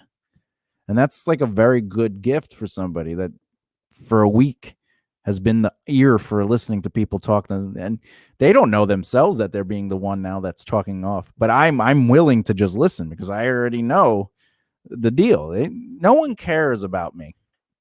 Like you have to realize that as a human being. When you're in a room, when you first meet a stranger, they do not care about you. And that's okay. If you can accept that. No one cares until they care. And even then, there's limitations to that. Fair enough. But the truth is, if you just listen to a stranger talk, they will feel heard and you will instantly be interesting to them. And the reason is because they feel they are interested. I mean, they are interesting. And because you are so interested in them, you're an interesting person for seeing how interesting they are. And there you go. And that is why people remember me, because I listen. That's it. That's all you have to do. I talk a lot too, but if you notice, I don't talk about myself a lot. I make jokes, so I'm creating emotional interest. I create informative moments, so I educate people in just quick moments. I let people stand out. I point and I pull people into the conversation. So you're directing the conversation. I am in complete control, even though everyone else feels like they're in When control. Was the last time you felt you were not in control of a conversation? Every time I'm the person talking to you, I feel like you're not even listening. I'm sorry. Who are you again? I don't know. I always feel. Probably when I was 2. I don't know. Were you even were you speaking at 2? No. And the only time I don't feel in control, I don't know. I don't remember when the last time. Because this is the weird thing though. I give control to the other people when they talk. So that puts me in control. Because you know exactly what you're doing. Whereas everyone, for the most part, is just going off of the dynamic and being subconscious with their responses. Like I'm really good at changing the direction of a conversation. Yes. And the energy of a conversation. It's annoying. But it's only because I listen. That's it. Except for the odd time where it's just like, oh, let's just change the conversation. You're like, nope. No, because you're saying change the conversation. You're not changing the conversation. I just have to get better at changing the conversation subtly. Yeah, subtly. This guy. Well, now I know, so it'll never happen. Anyway, so be yourself. All right. Never give up, change things up. So this is a good mantra to have. Never give up, change things up. I like that. All right. A lot of people. We should get that tattooed on us. Yeah, you first on your penis. I'm gonna do it right on my gondola. All right. I was like, gondola? No, gondola. You know, your gun. Like the thing? Under your law. I got a gun under my law. It's my gondola. All right. So the majority of people out there, if something becomes really tough, sometimes they'll give up. Other times they'll feel defeated or deflated or overwhelmed. But the truth is, when something is difficult, look at it in another way. That's entrepreneurial brain. It's finding a solution, thinking outside the box to find a solution in a proactive effort. So change things up. You're saying there's no obstacle that is completely insurmountable. You just have to approach it from a different yeah. Sometimes the result you want is not necessarily the result that is needed. Because again, if you're using artist brain to envision the end result, you're doing it wrong. Yeah, because the end result, this is what a success will be, and then you find out, wait a minute, it can't be that because I don't have the right to have that yet. So now you're stuck in this world where you're ultimately trying to just be heard.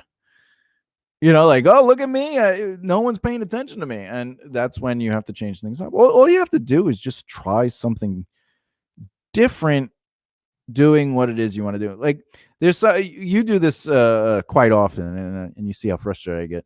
Like, you're like, let me try something, and then you do something completely different than what we were working on, using the new information to do the new thing. And I'm like, no, focus on the thing you're trying to do with the new tool. But you're like, no, let me just try something else. You know what? I'm just gonna completely throw that out and do something different. And now all the information I gave you is useless because it's based on that example. And it's good to at times say, just because this isn't working doesn't mean I can't change it up. Like, for example, if you're writing a social media post and copy, and you're like, my feet are grumpy. And then I give you a whole bunch of lessons, and then literally you write something completely different except for my feet are grumpy. You're not paying attention. Like, you're not really listening. I think it's not in instances like that specifically. It's just the lesson is not being understood. It's not that I'm not listening. It's just like, but if I make fun of the feet are grumpy and you're like, oh, that's the part he likes. Listen.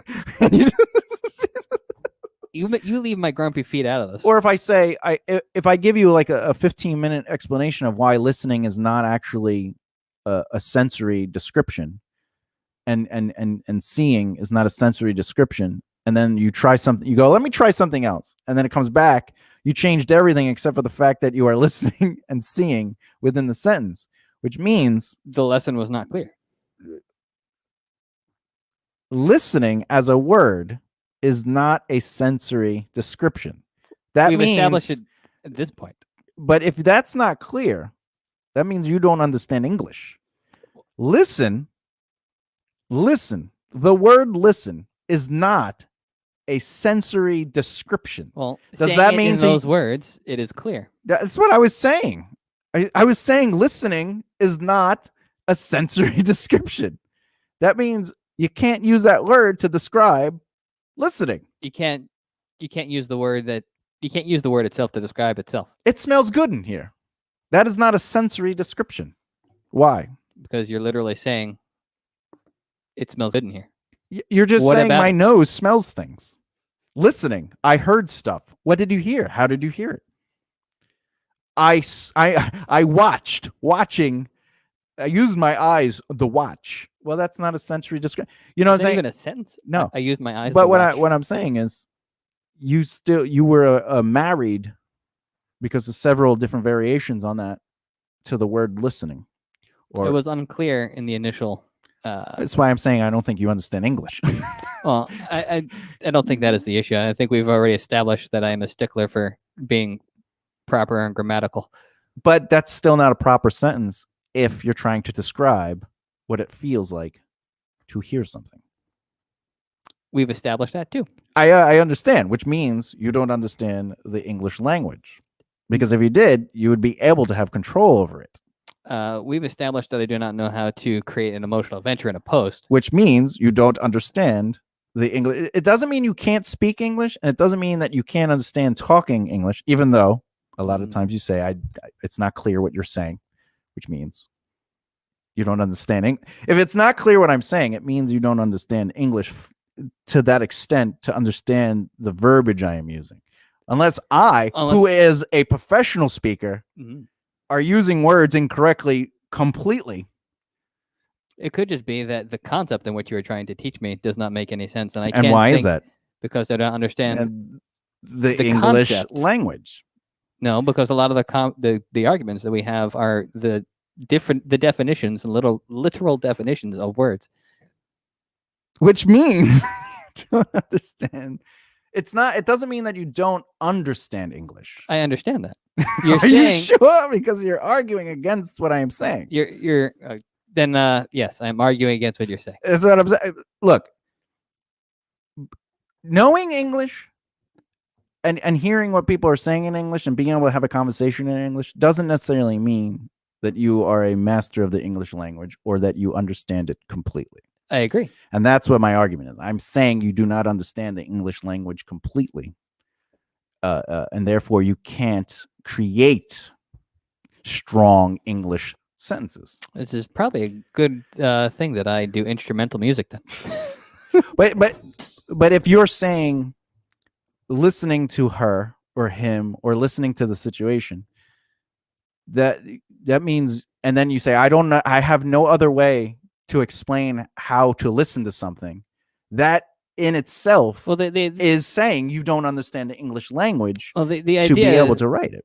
The idea is that, the issue in this thing is that I do not currently know how to create an emotional adventure. Which means, what does that mean? It means that just say it. Oh, well, you just cut me off. Go ahead, say it. What does it mean? It means that I do not know the English. Understand. I do not understand completely the English language. That's correct, because you would be able to utilize the English language if you did understand it completely. But that's not a bad thing. But if someone tells you to describe something with your sensories and you say, I saw something, you are indeed, without a doubt, not describing what you saw. Agreed. So if I say, but you're not describing what you saw, and your response is, I have no other way of saying I saw something, that is an instant example of I do not understand the English language fully, because you are saying, and you're creating this is you giving up, right? You have to change things up. This is you saying, I do not know what else to write to say that I saw something. I mean, to be fair, by the time I get to that, I usually have like a page and a half of things that I've written out. But it's usually the same thing repeated.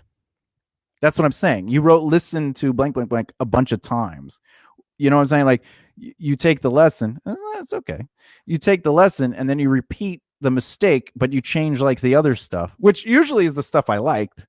Well, then it's usually not clear that was the stuff that you wanted, which is understandable. But that's not on me. Agreed. Because just as a standard, listening is not a descriptive. Responsible for me understanding. I'm just saying listening. Well, I still have to be able to teach you, but a teacher cannot get through to someone who doesn't understand. You know what I'm saying? Yes. There's only so if I was teaching you Italian and you didn't understand Italian at all. Quoi?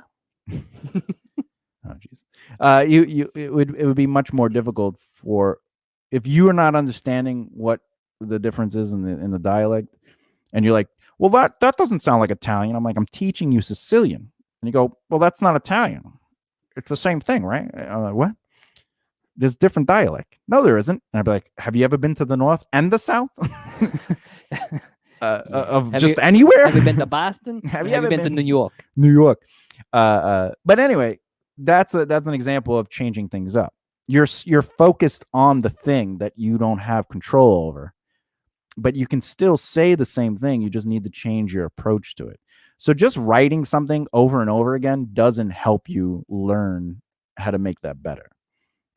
So if you keep writing listening to blank, blank, blank, and you're like, well, I'll change the rest of it. Listening to blank, blank, blank, blank. And it's still wrong. All right. Listening to blank, blank, blank. All right. Listening is not a descriptive. But what do you mean? I don't know what else to write to say that I was listening to her or that I heard her. All right. Well, let me try something else. And you write, listen. That's because you gave up on changing it up. You got to just not throw it out. Don't say, all right, I'm going to talk about something completely different. We're not going to talk about me listening to her. But that's not what this lesson right here, this advice is. It's not saying don't talk about what you heard her talking about. It's saying say it in a different way. Yeah, approach it in a different way. So that's also important to keep in mind is like sometimes repetitive exercises are bad if you're just doing the same thing over and over again. Imagine you were practicing guitar, hypothetically speaking, and you were practicing a scale incorrectly, right? Like, let's say you're going through it, da da da da da da da, right? But the first time you go through, you go da da, and then you just keep going da da da da da. You have just practiced incorrectly. Why? Because I didn't stop and fix what I got wrong. Yeah, you didn't go back to the beginning and do it again, because now you practiced with the mistake. Yeah, so you have to acknowledge. Your brain has to say, "Whoop, that was a mistake," and then you start over. Now, here's the big thing: if there's no click, now you're practicing it 100% wrong. Because you're not practicing it in time. Yeah, well, you're not practicing a value movement. Like the note, like, am I doing eighths or am I doing per click, which would be quarter notes, right? Right. So that's the thing. Yeah. I also like when people go, "Oh, I made it faster, so now I'm doing eighth notes." And you're like, "No, that doesn't make it eighth notes. Just because the metronome goes quicker doesn't make it eighth notes. If you play on the metronome, technically it's on the downbeat. So you have to assume they're all all quarter notes. So like if you're gonna hold some down 2 3 4 2 2 3 4 3 2 3 4 1 2 3 4 because of the turnaround, right? So you have to but if it goes faster, you're like, oh, it's just eighth notes. You're like, no, you're doing it wrong.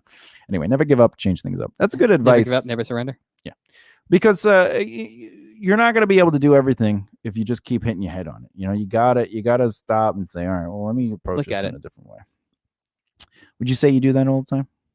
No, I definitely. That's probably one of my weaknesses. Is I get very stubborn. Yeah, I have very thick-headed.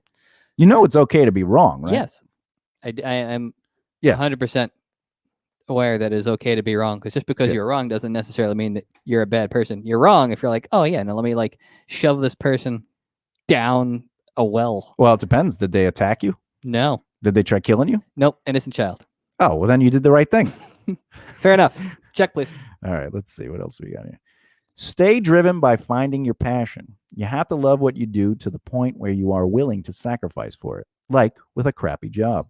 So when I say stay driven to find, you ever hear that? Oh, you got to do what you love, right? The reason they say that is because you have to be willing to sacrifice. If you love something so much, you'll do whatever you need to do to get it done. So if you don't have that passion driving you, you're not going to go through the stuff you hate to be rewarded with the stuff you love. You're going to be like, I don't want to do this. Yeah, you're like, oh, what do you mean? I just want to draw.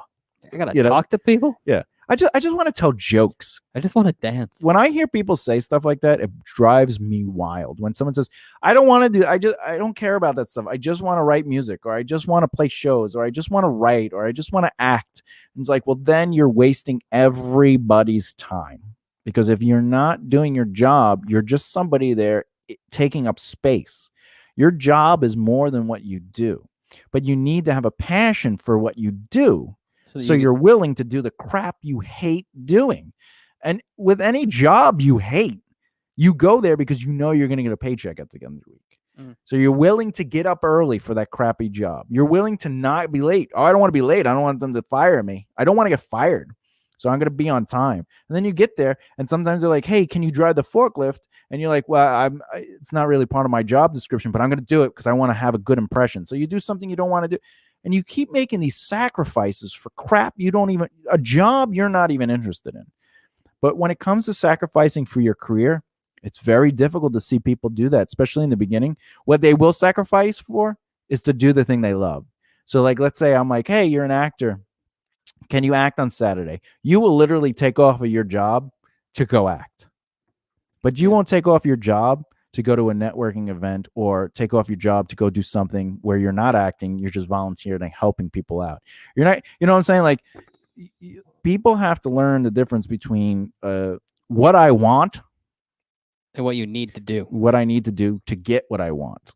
And those are two different mentalities. And until you realize what you're passionate for and what you're willing to sacrifice to get to there. And by the way, sacrifice doesn't mean to sacrifice your boundaries or sacrifice your baseline needs, but it does mean that sometimes you got to work 3 jobs until you have that money saved up for your 18-month foundation, and then you could quit all the jobs and then you could focus on taking chances by giving your time to people and not actually getting paid in the beginning. And maybe you will get paid, but that's, you have to learn to sacrifice. It's just very important. But you can't sacrifice if you're not passionate about it, because the pay, I just want the reward now. I just want to get paid to I'm not going to just draw something for free. I'm not going to just act for free. I'm a professional. You have to pay me. And it's like, but you didn't who are you? Yeah, who are you? Kalema. Gotta sacrifice. All right. Surround yourself with the right people. Build a strong circle of influence. This is true. A lot of people think your career has to do with you. You have to be the best. Without you, your career wouldn't exist. But the truth of the matter is, the only thing that your career needs you to do is be active and be proactive and create opportunities to say yes and just take effort. However, all that is for naught. If you're not. Or I believe the word is not. All that is for naught. For naught. If you are not surrounded by the right people. And the right people, again, when we talk about a circle of influence, it's not people that can help build your career. Yeah. It's people that can help influence you to be the better person. Be the best version of yourself. And again, we're going to take the word help out of there, because it's not their job to help influence those habits. It's their job to be who they are. And because of who they are, it influences good habits, because you start respecting them. You start finding some inspiration through them, and you go, "Oh, I like how successful they." It's like hanging out with a rock. You're gonna be like, "I got to keep up with this person." They're not gonna sit there and go, "Hey, man, let's get up at 6 o'clock." You're gonna be like, "I got to keep up with them, so I'm gonna wake up at 6 o'clock." You know what I'm saying? Putting the word help in there seems like it's their responsibility. No, the people responsibility on you. It is your responsibility to be responsible for yourself. Yeah, and the circle of influence is just surrounding yourself with people that influence you, that you see them, and you create new, good, strong habits. But also, you might want to be able to introduce people within that circle, because that's influential for you. You become a value influence to their existence as well. And it's not that you're helping their career. You're just being selfless and giving your time to them, and they're starting to see your value. And now they're going, that's inspiring. And therefore they go, maybe I should start helping more people. So your actions are creating inspirational, influential reward to them. So, be the change you want to see in that circle as well. Like, don't just expect to, what can I get from these people? No, be something of value within that circle as well. And, help people out. Someone of value. Unless you're a robot, then you can be something. All right. So, make mistakes means to take chances no matter the risk of failure. All right. So, some people, they want to do something, right? And they just want it to be good. Like, this is my first time I'm doing this. I just want it to be good. They want to be able to make the Mona Lisa the first time. Yeah. Not everyone is me. And you're the best at being humble. Yeah. You're the most humble. My whole life, every time I would look in the mirror at how great I am, I would be aware of just like how lucky I am to be this humble. Because I just been like, look at just how, it just radiates from that beard. Yeah, and like I would have to take pictures to capture that moment, just so I can remind myself how humble you are. Yeah, how willing I am to just step back from the spotlight. What is this one? Oh, make mistakes. Yeah, let's put it back up. So make mistakes means to take chances no matter the risk of failure. What that means is you do not have to be the best. Just start doing things. Now, again, if you have your financial foundation, you can make mistakes more fluidly, because you're not at the mercy of the consequence, Remember we talked you can about afford the mistake. You can afford the mistake. And remember, consequence isn't negative or positive. I mean, consequence is both negative and or positive. Like it's just the reaction to whatever it is that you're doing. Yeah, yeah. Can you afford the positive consequence or can you afford the negative consequence? And they both, by the way, if you don't have the money to say yes to things, you can't even afford a positive consequence. And that becomes a negative consequence. Yeah, well, you become negative to that. Oh. But you should be in a position where you are willing to make mistakes because you can only get better from a mistake. But more importantly, own up to your mistake, take responsibility for you. So it shows character. It shows there's a lot involved in it. Yeah, like you still, when people do make mistakes, whatever the mistake is, whatever the lesson is, you tend to remember because you're like, oh, I did goofed. What did I do? How did this go wrong? And how do I not do this again? Yeah, and it's not like, look, if you're out there and it takes you like 3 hours to write like a social media post, you're definitely you're definitely in the zone of like, hey, you should go get a day job. But like, none of us here have to deal with that. What do you think, JD? Well, gotta start applying places. I woke up at 9 o'clock so I can get this done by at least noon. It's 3, buddy. You just write it. Comes back. Well, you're not done yet. It took me 15 minutes because I was trying to put it in his voice and also a lesson. And he's just like, you're not done? I thought it could be done like that. I thought I'd done like that. This guy took 9 hours to do one thing. Hey, don't throw it on me. I'm learning. Very slowly. You know what you need to do? Eat dinner. It's this. See that? What's that say? Never give up. Change things up. See, I'm not giving up. I'm sticking all right. to it. Out of all this advice that we talked about today, what are your thoughts? Let me put you on the screen so people can look at you. Hi, guys. Hi. Oh, which camera? Oh, that one. Hi. Never mind. Yeah. I guess like what? The not being afraid to make mistakes. It's definitely still something that I personally hold personal when it in reality, like making mistakes isn't it isn't necessarily a bad thing. It's like, it just makes you unreliable. No, sometimes. I'm just kidding. You're not reliable. No, no, just kidding. Yeah, it's just like if I make a mistake and let's say you correct me or give me a lesson, it's not that you giving me more information is a reprimand. It's not you saying that I'm not worthy of something. It's like, I mean, I am, but oh God, just kidding. I don't even. I can't even know why you're here, Jay. No, so I see what you're saying. Yeah, that's probably the one lesson from today's chit chat that stands out the most, and it's something that I have to remind myself, and it's on me to not take a mistake or not getting something right the first time. As it's not personal. Well, I think also that mentality you have leads to the other thing that still to this day is bizarre to me is you won't come to me for a thumbs up for things that I ask you to do. You'll just do it. And then we get a situation where you're like, I found everything out on the crowdfunding. And like it had nothing to do with what we needed. But I feel like you didn't have I feel based on what you just said, you didn't want to ask just in case you were wrong, which is crazy because time is valuable. Time is valuable. So if you're like, hey, I'm looking up this stuff. Is this what you're talking about? And also you say something often that I always say that's insane, or basically don't do that. Just ask. You assume what I meant. And you base your actions on what you say. On the assumption. And I go, why would you do that? Ask me for clarification. Because if you're thinking, that doesn't seem right, talk to me. It's like we did this one thing about like a box or something like that on an image. I was like, no, do this. And you're like, oh, yeah. In your head, you're like, but it's going to cover up the thing. And you're like, why would he want me to do that? And it wasn't even what I wanted him to do. Like nothing that you did was like, and I was like, why would you do that? And he was like, I don't know. I didn't know why you wanted me to do that. I didn't want you to do that. I told you to do something else. No. You're like, oh, that makes more sense. And I was like, just ask. So maybe that's why you don't ask for clarification or guidance during a test. Like, don't just do a task.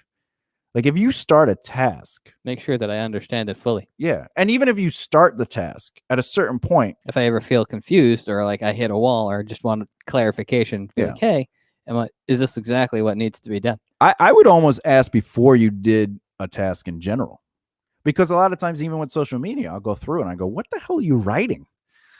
And you're like, oh, I'm interacting. And then we had that comment. I was like, it's not about interaction. It's about the quality of the interaction, not the amount of interaction. The quality within a brand's message. Because again, you could just be some schmuck just going, hey, awesome job. Or, wow, it's really great that you're working on that. You know, like great flip-flops. Lovely flip-flops for a horse, you know. Long story. I need to see this. But in that case, how many weeks did you go? Right. And a part of my teaching is allowing you to come to me. So you may know that I'm keeping track of stuff, but I don't think you understand how much I am aware of what you are doing. But I can't. At this point in our friendship, I'm pretty sure, like, I know the level of how. I don't know. You say sometimes it's a coincidence. I don't think I've ever said it was I don't think at some point, at this point, that I've said it's a coincidence. You implied because of in front of people, I'll imply it's a coincidence. But if it's just you and me, it's not a coincidence. I told him, I go, the things you say to me, JD, when you think I'm wrong, I just know I'm right because I actually see the motivations behind what your brain is allowing you to know. And you're like, what? Because I'm seeing your pattern behavior. You're seeing what you think. And what we think sometimes justifies our behavior, and not always because we're doing the behavior. You know, like our choices to do things isn't necessarily, like if we think about what we want to do, it isn't necessarily. You're saying that we don't necessarily see the subconscious. Correct. It's always just the service. Yeah, like not that we always think about our actions. Like sometimes we just get up to do things because we're like, I gotta pee. Yeah, I gotta pee, or even just like if I just start talking to you about random things, it's not like I was sitting there going, well, let me ask him, would you rather? Like I don't think about it. I just start talking. I just go, hey, JD, would you rather? And wait. So are you saying that like when you do these would you rather questions, that like you don't know what's going to come out? Correct. Well, I know the moment I say it, but I don't know. I don't think about what You don't formulate the question, then ask me. You just open your mouth and go, hey, JD. Even in a conversation with somebody, like where I know my why, like in TAC, the art of conversation, you have when to say it, how to say it, and why to say, or how to say it, when to say it, why to say it. My why is not a long process. I just simply, I want to get their number. That's like as much as I'll say to myself. Or I want them to give me a piece of that cake. Or that is actually something I have done at a comedy club, because I was like, if I could get them to give me a piece of cake, they will introduce me to their son who owns the club. And I told top of the bottom pile, and they were like, yo, okay. And I did it. Give him cake. Cake or death. Cake or death. And I got it. And I got wait, you got the cake or you got the death? I got both the cake and I got the introduction to the club owner. And it turned out it was the mother of the club owner. And she's like, this Jay, he's so nice. You got to give him a spot at your little club. And I was like, oh, that's a big backwards. Whoa. Fun fact. Like, I just wanted the cake. That guy actually got murdered, though. Whoa. In real life. I know. We just escalated quite quickly. But yeah, no, it was horrible. It was cake and death. It was a home break-in. Jeez, that's terrifying. Yeah, it was very terrifying. Not that I was there, but just to hear about it was pretty sick. Yeah, no, it's definitely not a sad moment. No. But going back. What were we talking about? Yeah. No, I don't think about my like I just. But if I'm like I have a why. My why is very simple. It's not like I'm. How do I approach? Wait, so do you have a why when you're like asking these? No. With you, I just start talking. Fair enough. My brain moves so quickly, I can just start talking. Like right now, I didn't think like, well, how do I explain to him? Like, I just talk, and I just know where I can go. I know where I'm gonna go while I'm talking. It's not like I could start talking about a cup, and I can know that I want to talk about this red background, and I don't have to sit there and go, I'm talking about the cup. It'd be nice if we could talk about the red background. Like I have quick gymnastics with my brain. It's like, I could keep up with several conversations. Wait. So the sound for typing is also the sound for gymnastics. Yeah. No. One is like a whooshy sound. Gotcha. And the other one is like. All right, get that straight, okay? Get that.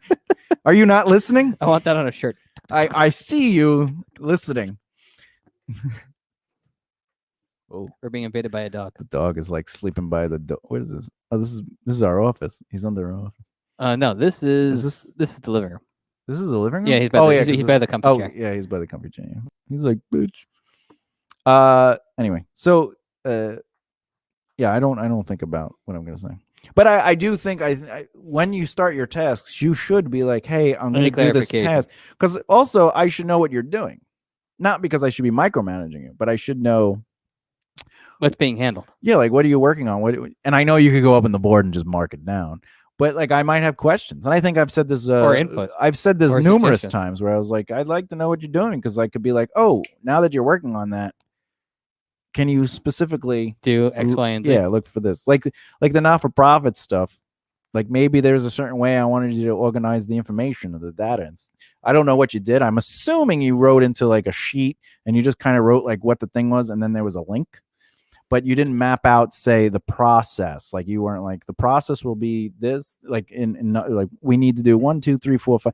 Like I know we have to get. Yeah, that's I did the process is fairly simple. Yeah, no, I have like the notes like that, but there's a couple of things that actually map out the process that I need to go back and reference and go through and see, because they're slightly different. Yeah, but what I'm saying is like you want it mapped out a specific way so we can read it. Yeah, but I hate deeply when people do what I'm about to tell you. And everyone I've ever worked with or hung out with or was a friend does this. They'll be like, can I help? And I say, sure. This is not even you being a part of the process. This is everybody. This is someone asking if they can help. And I go, yes. Can you get the list of blank, blank, blank? And then what they'll do is they'll go on social media. They'll find a list already put together. And it's just a list of, like, let's say I need some press. So they'll find all the newspapers. It'll say the newspapers with the link to the newspaper website. And then they'll send me the link that has it all listed out. And I'll go, this is not what I asked for. And I go, yeah, it is. You said you wanted a list of the contacts for the press. And I go, this is only the website address for the newspaper. Like, I don't know who to contact. There's no name. There's no email. And like, it's right on the website. I don't want to. You're not helping me. I literally could have done this. You're making me have to do the work you asked to help me with. You know, so like, I don't like if I have to go to a website to read about it, I'm not even gonna touch it. Yeah, because it's a waste of time. Yeah, I want a summary of what the information is. If there's a process, I want the process written out, and it doesn't even have to be heavily written out. It sounds like I'm being like a Madonna, but yeah, no. But if you have like there's 5 steps. Yeah, no. So you have someone that you've asked to, hey, can you get the steps for me? Get the steps. I totally understand. Get the steps, but the steps could, like, if you have to go to a link, like let's say, because I know you need EIN, you need the S corp. You need to file for the 501c, but you also have to do a 1023 first. That's a lot of numbers. The 1023 to have permission to do the 501. So, see, and you're the one doing the research. Well, you also have done research in the past. I know. I had to close my eyes to read all this stuff. I was like, you can't see it on the radio show, but if you're watching, I literally was like, I was closing my eyes. I was reading everything that I've ever done. But you do have to do that in a process, and also you have to. Certain states require you assign people positions, and you have to change that position every so often. But anyway, each state has different regulations. Yeah. But if to get the 1023 is like an application on the internet, that I would be okay with a link to go to, because it's like, we need to get this application. This is how much it will be. Yeah. Go here for the application. Here's the application. Like, that's different, you know. But but if it's like, here's the information on what you need to get for the not for profit, and I go there and I'm like, what the hell? This doesn't make any sense. I got to read this whole thing. And like, what the link where you have to go is on there somewhere. What do you mean? Like, if you read the article, it is 3,000 words. And then at the right time of day, as the sun comes through the window. window. That is true, though. By the way, if anyone's listening, to incorporate, you can only incorporate certain days and certain times of days because the office itself has to be open for you to do the incorporation. Did you know? I did not know that because when I incorporated when you had me incorporate, you walked me through the whole thing. But I'm assuming it was during the day. Yeah, it was during the day. Yeah. But sometimes people are like, "Can you do it at 8 o'clock?" I don't know. They're like, "Why not?" It won't be open. They won't allow you. Yeah, they will. I was like, "Go ahead." And they're like, "It's not letting me go to this." Like, I know. I just told the office. I was like, "I've done this a couple times, once or twice." I used to have my accountant set up my businesses, like my S corps. And one day I was just like, I know you have to go to this website, but is it really all that is just writing the name, hitting the thing, going to the IRS, getting the EIN, then going back to there and finally, yes. All right, I can do this for now. It's like, I apologize for wasting your time. Well, at least that's for the state of New York. I imagine it is very similar in other states, but I assume it's slightly different. It's pretty much the same. I mean, in California, if I'm remember, you have to have a physical place. It could either be your home or a building. You can't just do a PO box. Yeah, I don't remember specifically. Yeah, for that, but I do know like the owning a business in California, specifically in LA, is like expensive because you have like a minimum like yearly tax you have to. Yeah, because I think I made you do it in New York. I was like, you did. You should do it. People say you should do it in Delaware or Baltimore, things like that. I think Delaware has like the cheapest. Yeah, it's cheapest state tax, but you have to have somebody that lives there. Yeah, it has to be. You can do a PO box, but it could be a business PO box. But there's a stipulation to it, and it's been so long because I don't even try it because anything that seems like you have to go around like like scammy. Like it does work. You can do it. A lot of people do it, but I don't I don't want to go above and beyond what I need to do to like get around corners, like I'll use my S corp to the full extent of the law because that's why it is there. Like I get tax breaks because of A, B, and C. I'm going to get the tax breaks. Like, oh, thank you. But I'm not going to be like, well, if I own the S corp and then like I do this other thing and I create and I collect all the infinity stones. Like with a not-for-profit, if anyone's not aware, and I'm sure JG just learned this, with a not-for-profit, you're allowed to make a profit that affords you the overhead, and then certain states permit you to take a percentage of money over X amount of cost and donate to that to other foundations. But you're also allowed to pay yourself a reasonable salary, and that reasonable salary, if you look it up, can be anywhere from a couple $100 to $1 million or so dollars. There's some some not-for-profits that pay their CEOs like $2, $3, $4 million a year. As long as the money you pay yourself is not over like your salary can't place the company, the not-for-profit into like risk of failure. Yeah, so it's just that money over whatever it takes to run the business. Yeah, you can't just make just enough. Your salary cannot be part of the expenses. Yeah, if I remember correctly, it's actually based on a percentage. If I remember correctly, you're allowed to pay yourself a percentage of the annual revenue. But anyway, I have to look that up again. But we digress. I digress. Like, so for example, JD and I own Team Rise together. And that's a not-for-profit, and we're gonna finalize that and everything, especially when we get back to New York. And we don't have to take a pay from that. All the money is going to go to growing because we have BBR Productions. Yeah, and the purpose is not to, make money with Team Rise together. The purpose is to help, people who are just starting out actually have an opportunity and be able to get back to the community. Yeah, we want to use Team Rise together to help grow everybody and educate people and give them an actual platform, a physical platform to work out whatever it is they do. Everything from film to, musicians, comedians, anything. And then like slowly branch off into new not-for-profit missions that basically are Team Rise together, just centralized on certain areas. But that's the goal, and education, by the way, is a not-for-profit availability. You're allowed to have educational. Yeah, it's people think it's religion only, but it's religion, education. It has to grow the community. The mission has to grow the community, and a community doesn't have to be like, I live in Ronkonkoma. It has to be a community of. So like the community of entertainers, the community of musicians, the community of like that would be the community. Yeah, like Mental Health America is just like the mental health community. Yeah, correct. Yeah, it's not like they have a foundation and like we can only really work with the people in Texas, which we can only be in Schenectady. But your office is in Florida. Yeah, taxes. However, you do not have to live in the same state as the state of your not-for-profit.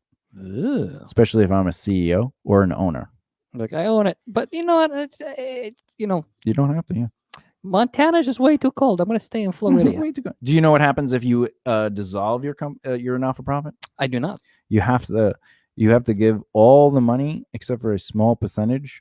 The small percentage you're allowed to keep, sort of like it's a dissolve fee. Mm-hmm. But the rest of it you have to distribute to other not-for-profits. Unlike the Trump Foundation.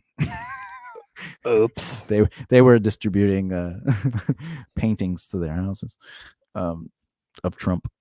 Listen, you got to collect them. That was crazy. Anyway, I guess that's about it. So any advice that you have, any advice that we didn't talk about today that you would like to give to the audience so I could change it and correct it? No. The only advice I would say is don't follow my footsteps when it comes to being stubborn. What is advice you would give to somebody if you hadn't met me? Like, what would that look like? If I hadn't met you? Yeah, like if you've never met me, like if I was some like person that came up to you like, I want to be successful in entertainment. I would probably give them the advice to focus on their craft. That'd probably be my default. So you're practice saying writing songs, I should sleep with as many people as possible because I want to be a porn star. Yes. All right. So it's okay I slept with your girlfriend? Did. You kill someone for sleeping with your girlfriend? No. All right. I wouldn't. Would you maim them? Would you beat them up? Back in the day? No, I don't like violence. You wouldn't beat someone's like... And back in the day, I would have been angry. Yeah. But I definitely would have restrained myself from being violent because that's something that I refuse to. Now, would you be angry at the guy or the girl? I would be angry at the situation. So not a person. And why would you be angry at the situation? That's a good question. What is there to be angry about? I would be angry at what? Well, back in the day, the logic I would have had would have been like I would have had a sense of ownership over the person I was with, and I would have assumed that they would have had a sense of ownership over me as well. Yeah. So I feel like there would have been I mean, she owned that cock. Wah, wah.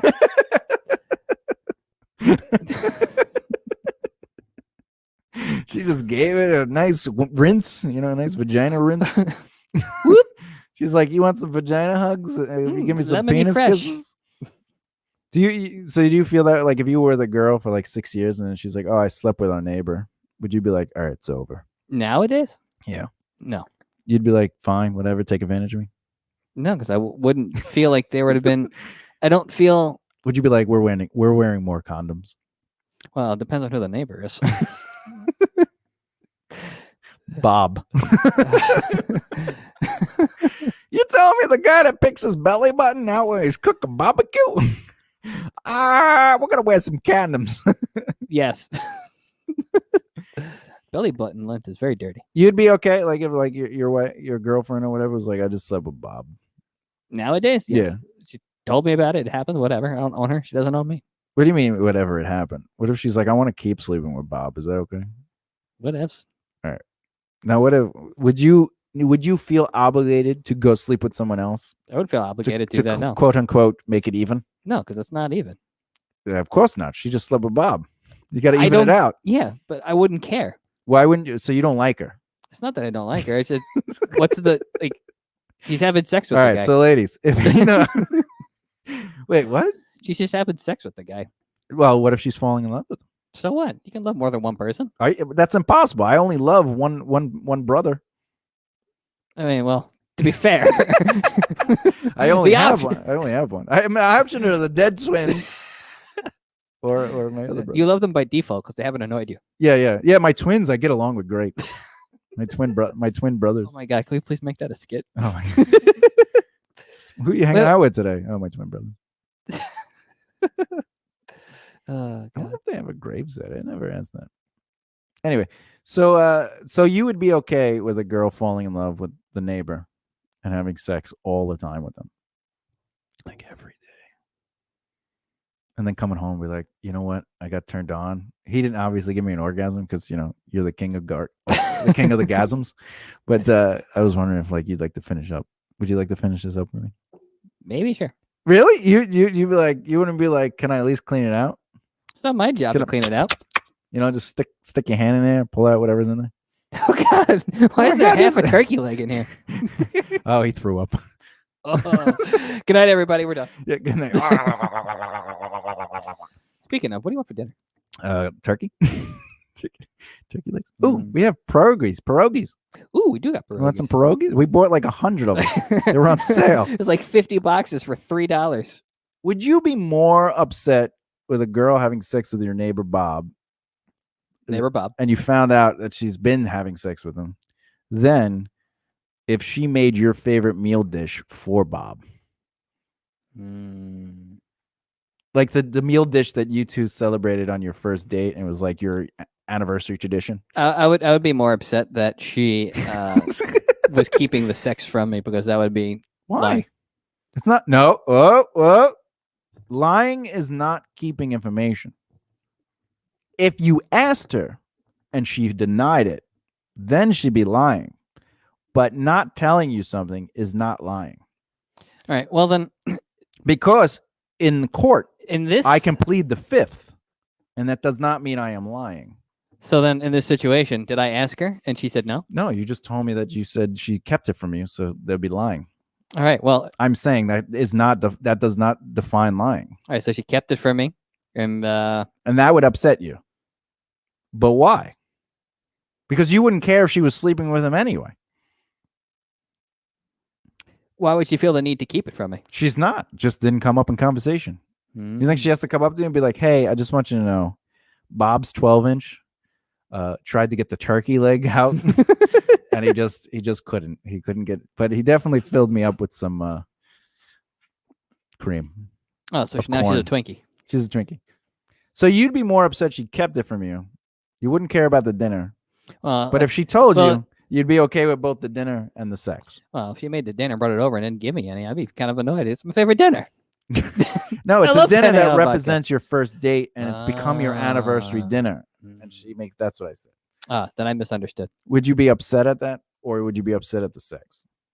Which, by the way, you added the extra element of she didn't tell me, which I didn't say she didn't tell you. I just said that she was having it from you. I didn't say she kept it from you. I just said she was having sex with Bob, or if without telling me. Did I say that? Yes, that was part of the stipulation. Maybe that's why I considered it lying. And we had the conversation. Okay. Yeah, but not telling. All right, but not telling is not lying. All right. Well, then, I still feel like that one, because it's the food. No, not the food. Oh, the sex. The sex without telling me. But why? But if she told you, would it be okay then?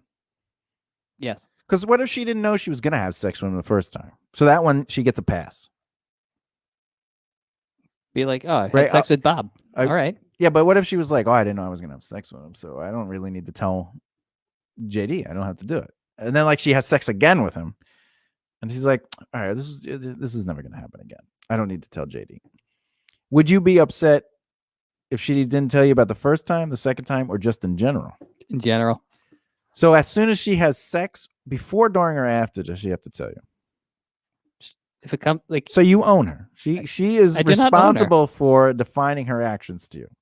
No. What is it? But if you're in a relationship, yeah, you're being intimate with another person. It's like, okay.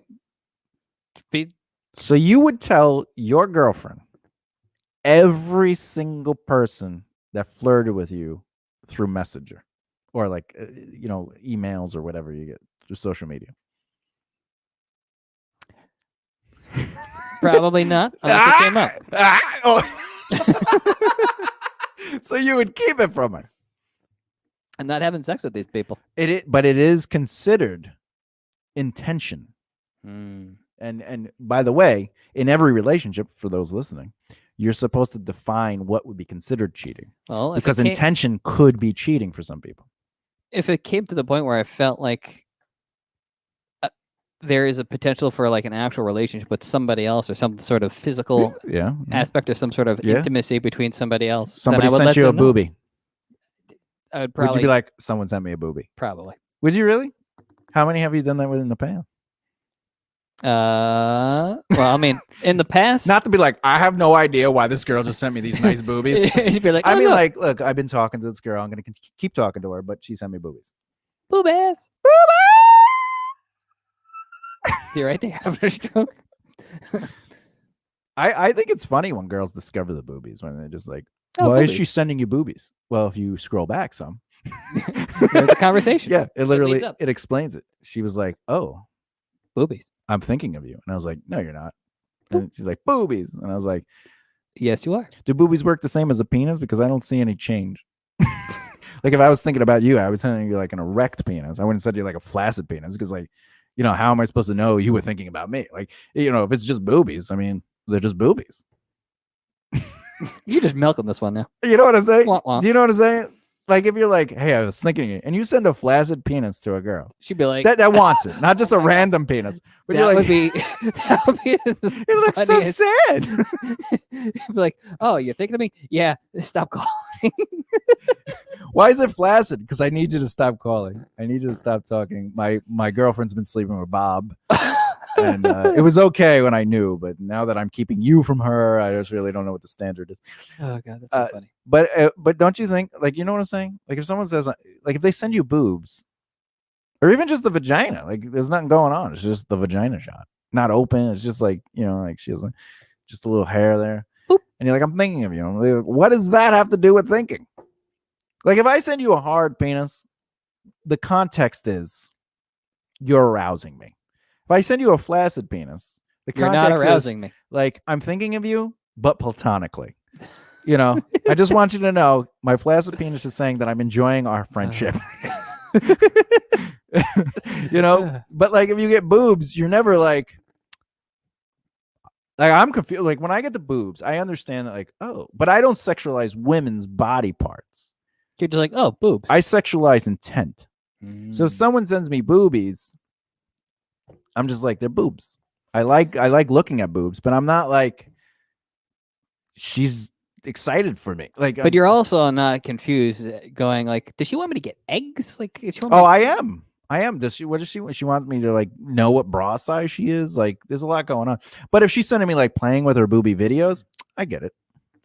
But just a boobie picture, I don't know. Any ladies out there that want to just try this theory, look, just send him, not JD though. Send him the boobies. Yeah, send me boobies. JD doesn't like boobies. MakeItRightLeftHere.com. Send me some boobie pictures. I'll look at them and I'll be like, am I getting the see if I understand the message is what I'm asking. The context. Yeah, do I understand the context? Am I like, are you happy to know me or not happy to know me? And you obviously, I'm not telling you to send them. You know, to MakeItRightLeftHere.com, just go to my website and you'll find all my contact information. But what I'm saying is, I'm just saying, I just want to see if I can read the context, the boobie context. Also, I could probably tell you one true fact about yourself seeing your boobies. That's true. That is a trick I would like to watch. What? You are not. No, they were sent to me. You're not. No, I don't want to see the boobs. I know what you're trying to do. I just want to see you go. This one likes carrots. She's a Capricorn. Oh, this one looks like a Gemini. No, wait, it's a little one smaller than the other. This is a Libra. Because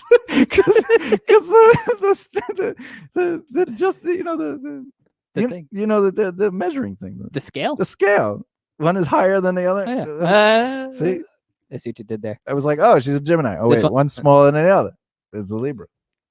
Come on, do I have to make these jokes up all the time? What time is it? It's 5:09. Oh, Jesus, we gotta eat. We're 10 minutes late. We need pierogies in our lives. Pierogies. All right. You guys are wonderful. Wait. Wait. What's going on? I didn't do that at all. Wait, let's look at JD for a second. This is what JD looks like to me. You see how it's all fuzzy? I mean, maybe you should get your eyeballs checked then. No, they're doing just right for what I need them to do. Which is make me so you can't see me. And if you look at me, this is how JD looks to me. I'm like bright and like sunny. It's like the contrast is really high. And then this is how I feel people see us. It's very just like beardy. This is a flat shot. Like you see the flatness of the image. It's no action. No, the flat is like the contrast. The saturation is flat. Oh yeah, it's a flat look. I think it looks nice though. It's the red. This is a good. I don't understand how this camera and this camera are the same camera. I'm gonna go with the red. Really helps. I'm also gonna go with. I think you need to work on your settings. Maybe there should be an outlet. Also, it might have to. You know what? But it might have to do with your computer. It might be because it's a Mac and Macs. Oh my god! Good night, everybody. That's it. Okay. I was gonna. How many gay men? No, all right. At least 14. Oh, wait, I do have to ask you a question. How many penises, with a minimum of one, do you have to suck to think, do I want another one? Well, imagine the answer is going to be one because the minimum is. So one. What you're saying is you're thinking about sucking cock. I mean, at the moment. Do you think about sucking cock? Not really. But only when you ask me this, would I rather? Would I? Do I get to kill them? I love that one. Do I get to kill them afterwards? Why would you want to kill them? Well, you fix everyone's house, but you just suck one cock. You're a cocksucker. You're no longer the handyman. I guess you still are. All right, I gotta go. All right, bye.